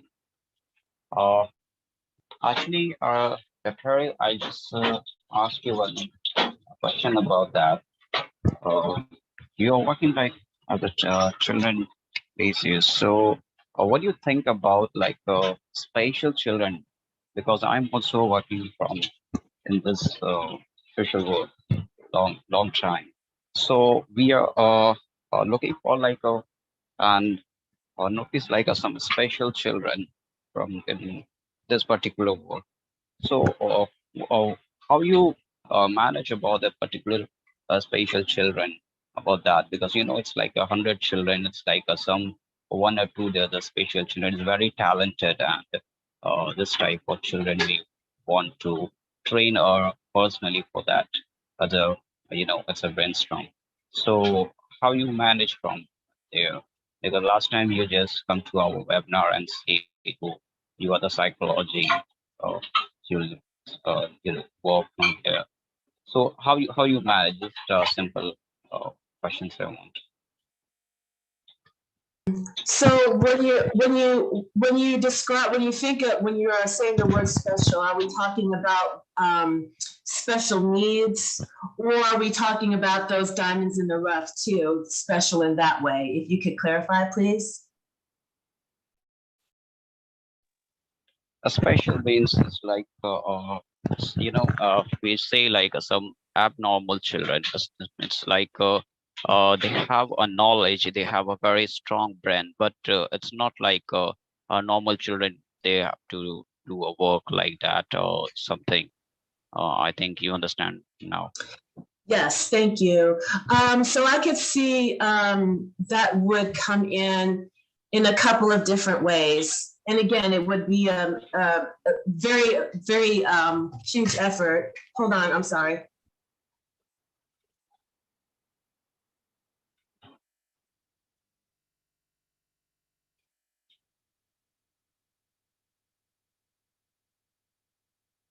Gotta take care of those kids, Latoya. I love it. I love it. Also forgets that she walks around with half dressed. So she wants chips. So yeah, that would be, so that's not my area of expertise for sure, but I suspect there are founders who have more information and are subject matter experts in that area. So I suspect there would be evaluations, just kind of seeing what their level is, what the delays might be, and there's, teachers are able to do that. Mental health professionals are able to do that. So it would be what we call in the field multidisciplinary. So they'd have different disciplines. Addressing those very, very issues that you mentioned as a Musharraf. So it would be an effort, a collaborative effort. It would be, I would think a good way to do that is when we get the opportunity to put out the campaign, we're working, bit by bit to create the foundation and what professionals would need to be involved in those areas. That makes sense. Oh, definitely. Material, actually, that's why I'm saying, because we are working in India and your country. It's lots of country. It's a totally different. I think in India, that's a huge population, and it's very difficult to be managed from there. Why I'll tell you, because it's a family also are very helpless because they don't have money to manage from there. This is a very bigger problem too, as a special child. And one of the thing, as a special child, they have lots of talent, very talented, but they're not able to do work. They don't have an option to where they'll manage from there. So we'll take that children to like as a painting, as a different type of gaming. They're very interested. So we are developed like that. So as you do this thing to your, it's a work you added from there. So these are the work you have to manage from other special children, because it's very important to we are developed at the brain, and it's really it's a good work if we'll do that. So what do you say to your point?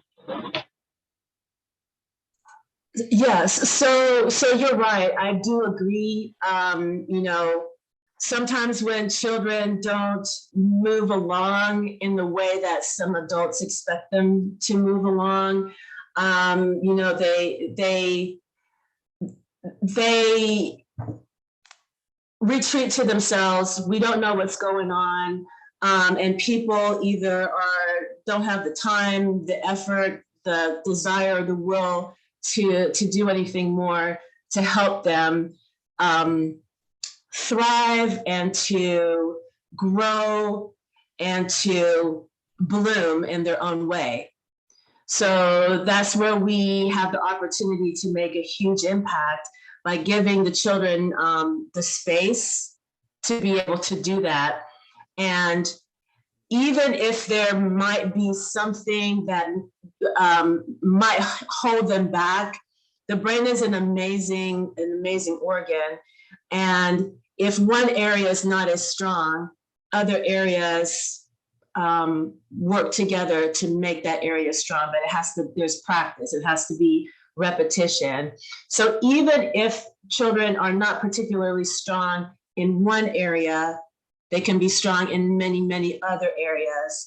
And so that might be less of a focus. It's important, but then we give them experiences, we give them opportunities, we give them the ability to speak in the way that they can or that they want to speak.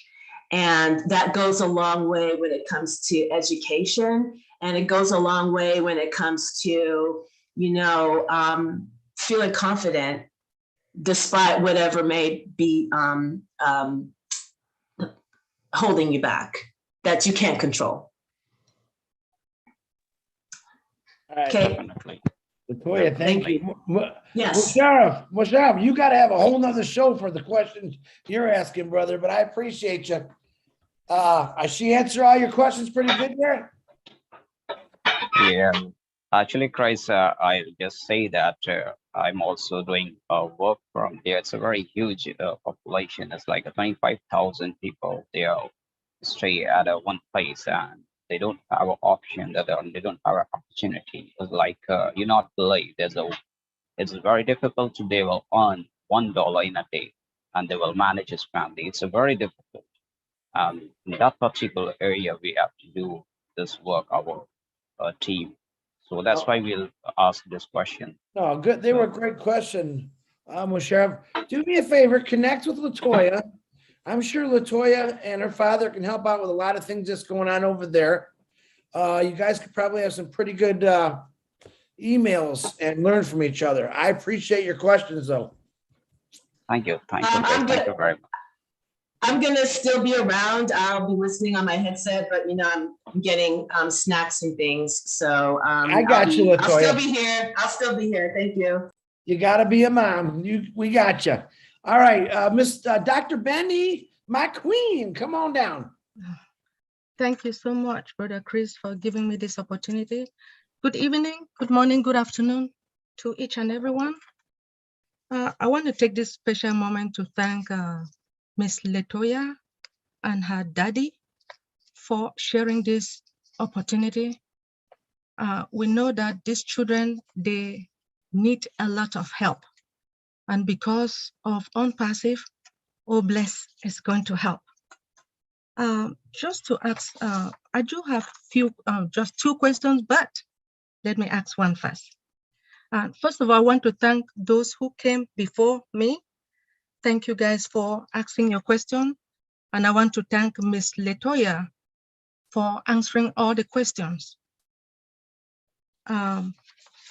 Just for a little bit of research that I have done, it shows that in Haiti, with the youthful population in Haiti belongs to gangs, right? And all who lives on the street. Mr. Edward and Mrs.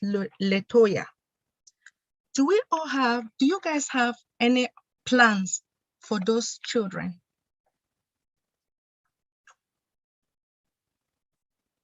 Okay, so that's where the security issue comes in, I think, because what's happening in Haiti is these children are being orphaned because the gangs are allowed, they kill adults. They're kind of just indiscriminately. And so when children are orphaned and left out to their own devices, what happens is they find another family, and now they found family in these gangs. So that's, I think, I'm not sure if the project that my dad has in mind right now would even be able to touch or come close to being able to solve that problem. However, if we focus on getting those children, when they lose their parents, getting them into a safer environment and a healthier family system than what's available for them right now. If that makes sense. Dr. Benny? Yes, please. One more thing to ask you. Since you guys already have the children, have you guys ever thought of asking them, or what are their goals? What do they really want to do in life? Maybe if you ask them what they want, what do they want? Do you want to be like, let's give an example, like Michael Jordan. Just giving an example. What are their goals in life? Maybe you can ask them. Thank you so much. Yes, absolutely. And like I mentioned, it's, children, they're people, they're young humans, so they have goals and they have aspirations, kind of depending on where they are, developmentally, age-wise and things like that. That would definitely be a conversation to have with the older children. As we're getting with the younger children, they have more opportunities and more experiences to get to know what they like, what they don't like. Maybe they like gardening, maybe they like, volunteering, maybe they like cooking, and they get an opportunity to try out a whole range of things. And it's the experiences that are important. And sometimes as kids get older and they haven't had those experiences, well, what do we need to do? We ask them, how can we help you? What do you need? If things could get better for you, what would that have to be? And so depending, if it's age appropriate, yes, ma'am, absolutely. We ask them, what do you want? How do you see yourself making an impact? I mean, that's kind of a high level question for like a teenager, but I think if we give them the opportunity, if we ask them, a lot of times they don't even get to ask. They don't even get asked what they want or how we as adults can help them, so giving them the opportunity to be able to speak up, incredibly important. Thank you. Thank you so much. Thank you for your support. Thank you, Dr. Benny. Appreciate you. Okay, guys, we got 3 hands left. Excellent points, Dr. Benny, as always. Mr. Mark, can you please unmute yourself? We got about 3 minutes to 11, but I want to get the last 3 hands in. So if anyone raises their hand after David Auto, I'm cutting your fingers off. All right, go ahead, Mark. Go ahead. I really like what he's doing. And Mark, you got to speak up, brother. can you hear me now? No, buddy, barely. Barely. Is it any better now? That's a little better. I really like what she's doing. Can you hear me now? Yes, we can hear you now, Mark. How you doing, brother? Okay. I like what she's doing, and I was thinking that she could, or somebody could somehow donate a lot of musical instruments, and then young people can play the musical instruments that they are given for free. Really nice instruments, $5,000 a piece, and then people can have fun playing the musical instruments, and their days will be better because they play music. And I played my trumpet tonight, and it was a lot of fun to play my trumpet. It made my day better. So I know that young people can have a lot of fun playing a musical instrument too. And somebody should donate a lot of musical instruments, a lot of nice musical instruments to the place that she's talking about. Very good. Oh, Mark. thank you. Thanks, Latoya. Mark. Yeah, so I just want to be clear. This is my dad's project. So I want him to definitely have the credit for that. So I'm the helper. So Mark, I do appreciate what you're saying. Like I used to play instruments as a kid. I sing a lot at home. So yeah, it's the experiences, just giving kids opportunities to do something different, to try something new. And learning music is great. Now I'm kind of thinking to myself, like, wow, do we need to, be getting music teachers involved? Absolutely. If we have the space and opportunity, yeah, absolutely. Yeah. So one of the things about being a musician is that helps with so many aspects of your life. not only just the enjoyment of hearing the music and being creative and reading music, it's like math, so if you add music into any type of educational system, it increases anybody's level of intelligence. And I don't want to say it's a proven fact, but I think I've heard it in the research somewhere out there that knowing music and being able to understand, read, play music, play instruments, singing, all of that is great for the brain. It is awesome. It is awesome for the brain. So yeah, I like that idea. Thank you, Mark. I would teach music for free. Music is my favorite thing on earth. I would teach music for free. I can play the trumpet, and I'm good at playing the trumpet. And I also think that somebody should donate like 25,000 boxes of colored pencils and pads of paper so everybody can color colorful pictures with colored pencils. I like it, Mark. Oh, bless is coming, brother.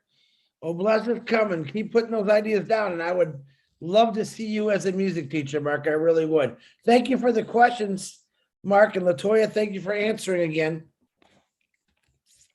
Okay, Dr. Imelda, and then we got David Odo, and then Julie Nguyen, I know, has to say something too. Dr. Imelda, please unmute yourself, please. Thank you very much, Chris. And I really want to thank Latoya and the rest of the panelists. Hello, everyone. Okay, I really do not have questions for Latoya. I listened, and I really want to commend you and your father for the philanthropic gestures you're doing with such a humanity heart that you do have. But I'm just trying to comment here that we will be able to utilize OBLES to leverage all what you are doing and what you hope to do, especially by connecting those who are in need to those who have the ability to make the provisions. For instance, via OBLES, somebody like Mark will be able to utilize that platform to do what? Provide the services he just said he could. I'll give you just a quick example. Just lately, I came from Libreville, just from some orphanage and shelter seeing me on Facebook, realizing that I do philanthropic work. They reach out to me and see if I can just provide them water. That's to tell you how much that the world today needs the basic things. The basic necessities of lives are totally lacking. Considering what my sister mentioned earlier about our young children engaging in guns. When I went to Libreville, there were a good number of children who were under protection, meaning I couldn't take pictures with them because, again, it's going to expose them to the gang-related environment. Why am I bringing all of this? To say that what Mr. Mufare has put in place, OBLES, is definitely going to be that platform that's going to be our one-stop go-to environment where it can be able to connect people who can be able to provide things like this, instruments like Mr. Mark is appealing to, as well as with people who can provide the services that are necessary. So again, Latoya, you and your dad are doing the best thing. And with all of us within OnPassive, it's what we are longing for.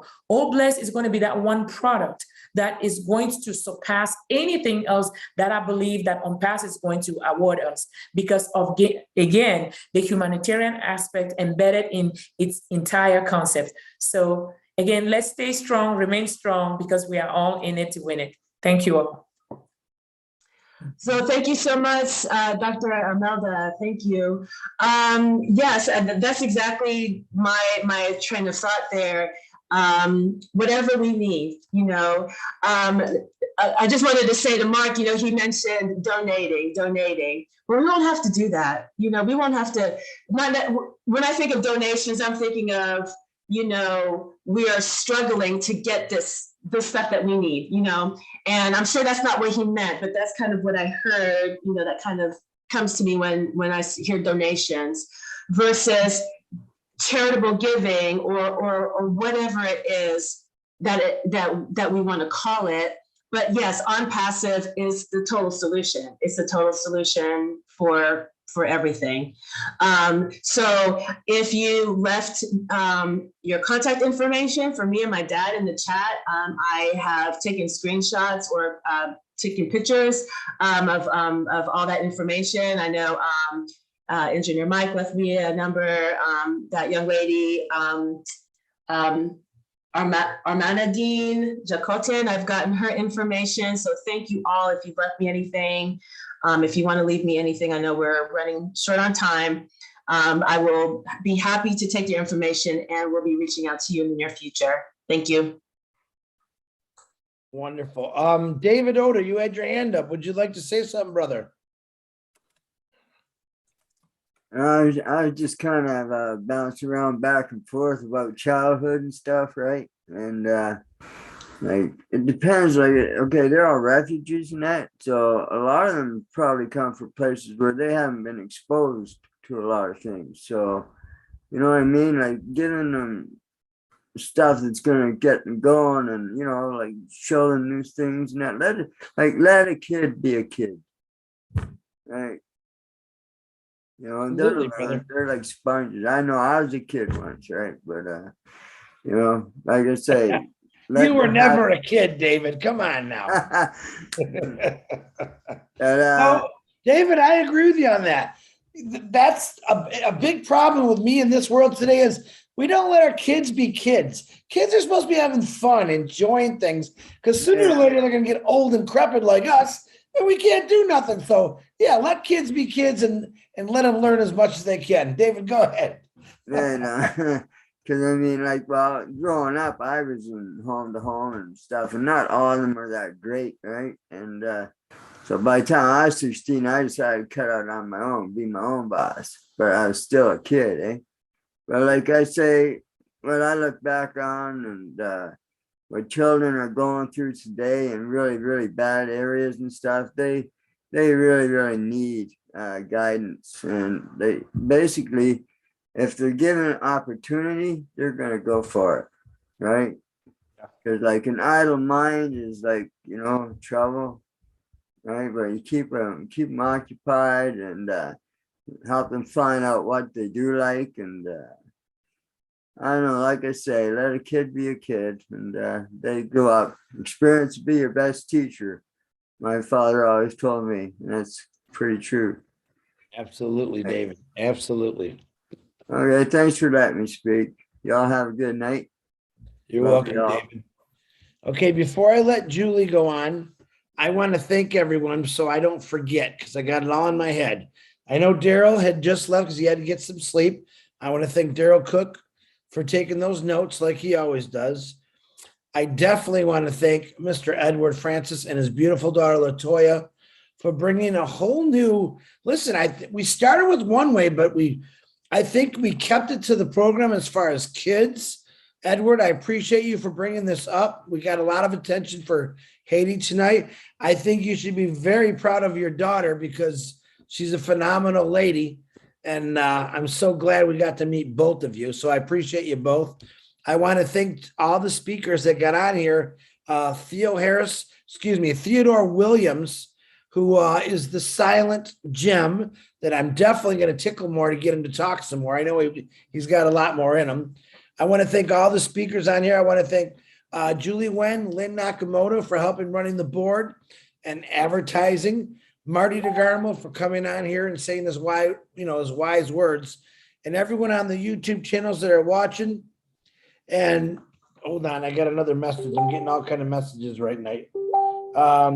Yeah, and then just everyone for coming here. So on that note, I want to hand it over to Julie Wen. Where are you, Julie? Go ahead, unmute yourself, please.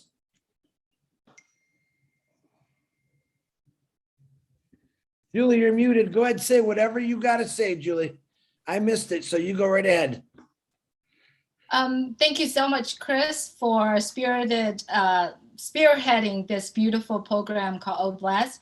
And I wanted to extend my congratulations and thank you to Edward Francis. LaToya is a result of how you are doing right now, because you have created and raised a beautiful daughter in the right place, had the right heart at the same time. And also right now, LaToya is on that path raising her children as well. So being, you know, a mom nowadays, I do have a degree in teaching, and now raising my two beautiful children, I see that us as parents, how our children came about, how children grow up by right now, it's a success for us as parents. So however my children grow up to be, I claim that is my success, because how I guide them through. And that's exactly what we are all doing right now, is to be able to guide our children through. All the children in the world right now need some type of guidance. And guidance has to come with a lot of love, a lot of patience, and a lot of fun to help them raise as well. So whatever that you are doing right now, Edward, LaToya's, and everyone that focusing on the children, I just want to commend you, and I thank you for doing that. I believe children nowadays is the future for our life, our country, and thank God for Unpassive. Thank God for our CEO, Ash Mufarad. Give us that opportunity to do so. I had a conversation with my children today, and I said, you know, I'm so proud of what you guys are doing, because look at what it is now happening in the US in the past weeks. It is very sad being mom or dad, seeing your children going in that dark path. And so we are here having that opportunity to focus on the children of the world, the children nowadays. Let's connecting and let's support Haiti, and let's support Edward, LaToya, and anyone that focusing on the children to become a better future, and you know, the future for this entire world. So thank you, Chris, for doing that, and thank you, Edward and LaToya, to come on here and share with us. Congratulations, Edward. You did some amazing job raising and bringing LaToya into this world. And now she's taking that and she's continued to do that with her children as well. So Julie, just let me add just one little quick thing, and my dad might be embarrassed, but he didn't actually raise me. We did not meet until the first time I ever talked to him was March of 2022. My mom chose not to tell me my paternity. And so we only just met. So I would say that since he did not raise me, I'm his spitting image. I look like him. You know, if I were an 80-year-old man, I look just like him. And his spirit is my spirit too. So even though he didn't raise me, his spirit has always been with me. Thank you. That's beautiful. That's beautiful. Thank you so much, LaToya, for letting me know that. I really appreciate you coming on here and speak on behalf of your dad as well. Thank you so much. All right, Chris, I know I'm hesitating to say this, but thank you for supporting a lot of the YouTubers out there. And he has mentioned, and we did a speedy live, and I really hesitate to come on here and talk about tomorrow, but this is part of what Chris wanted to do, supporting the YouTuber out there, and for all that wanted to become a YouTuber.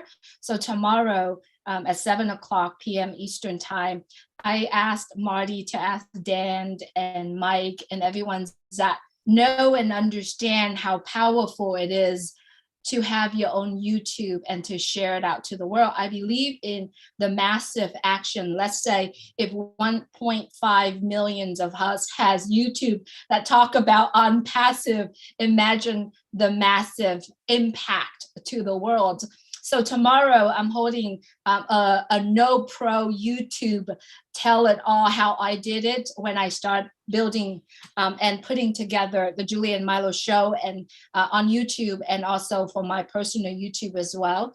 I will be doing that, and I'll share what I did, how I did. It will be baby step.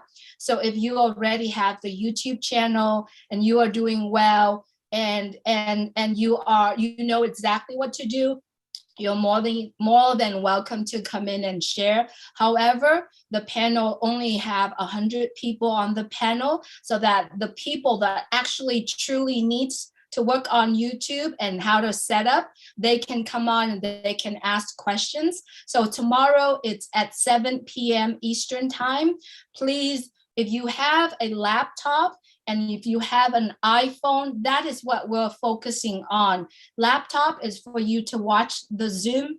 On the Zoom, the iPhone is for you to follow. It's going to be baby step. So for some of us, it might be really boring, but you want to be there when Dan and Marty, and I haven't gotten a confirmation yet, but I know that Marty will be there.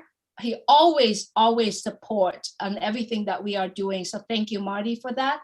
But if you like to come on at the very beginning and listen to what Dan and Marty and Mike do, you're more than welcome. But please make sure you leave the panel for the people that actually need to build their own, to set up their own YouTube channel. So that is tomorrow. I will post a link in the back office. I don't know if it's live stream. I don't think it is, probably the first part, but the second part, it's just for all of us getting together and kind of helping and supporting each other. So that's tomorrow at 7 p.m. Eastern time. Thank you, Chris.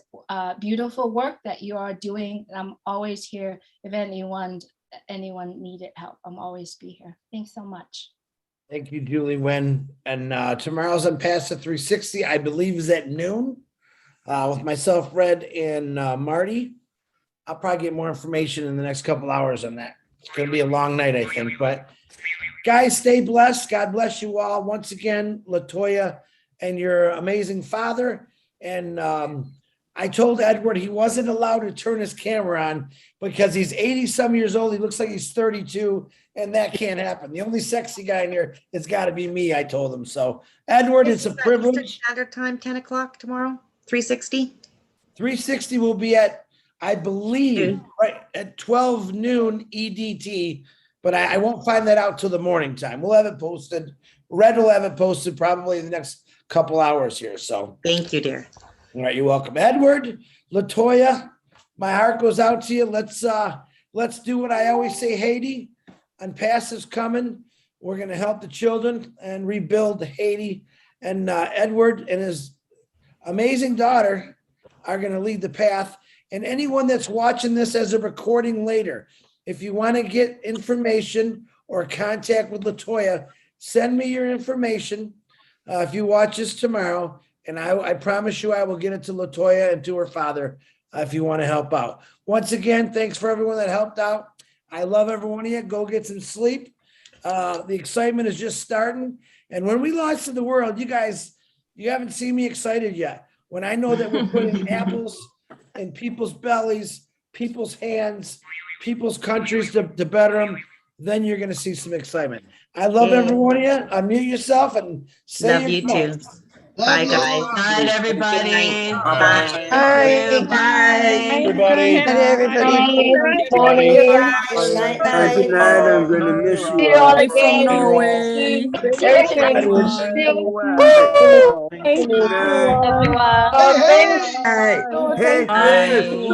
thank you, Julie. Love you all. Julie. Thank you so much. Good night, everyone. See all of you soon. Real soon. Sylvie. Wait a minute. Good night. One thing. Hold on, John. Hold on. Let me say one thing. Lily Lane, I had an assignment that I completely forgot about, and I see your face. Lily Lane, what was my assignment I gave everyone last week? The assignment was, if they lose everything that they have, what would they do? Okay. Bye-bye, Chris. That's where we're going to start out. Hi, Runa. That's what we're going to start out next week. And Lily Lane is going to be the first speaker before 10 seconds after I talk to answer that question. So Lily Lane, say it one more time. What was the assignment? What will you do if you lose everything that you have? Oh, that's easy. The That's dogs fast. died, your chicken died, everything. All right. Good night, everyone. We'll see you next. We'll see you tomorrow. Good night, Dr. Benny. Bye. Good night, Bridget.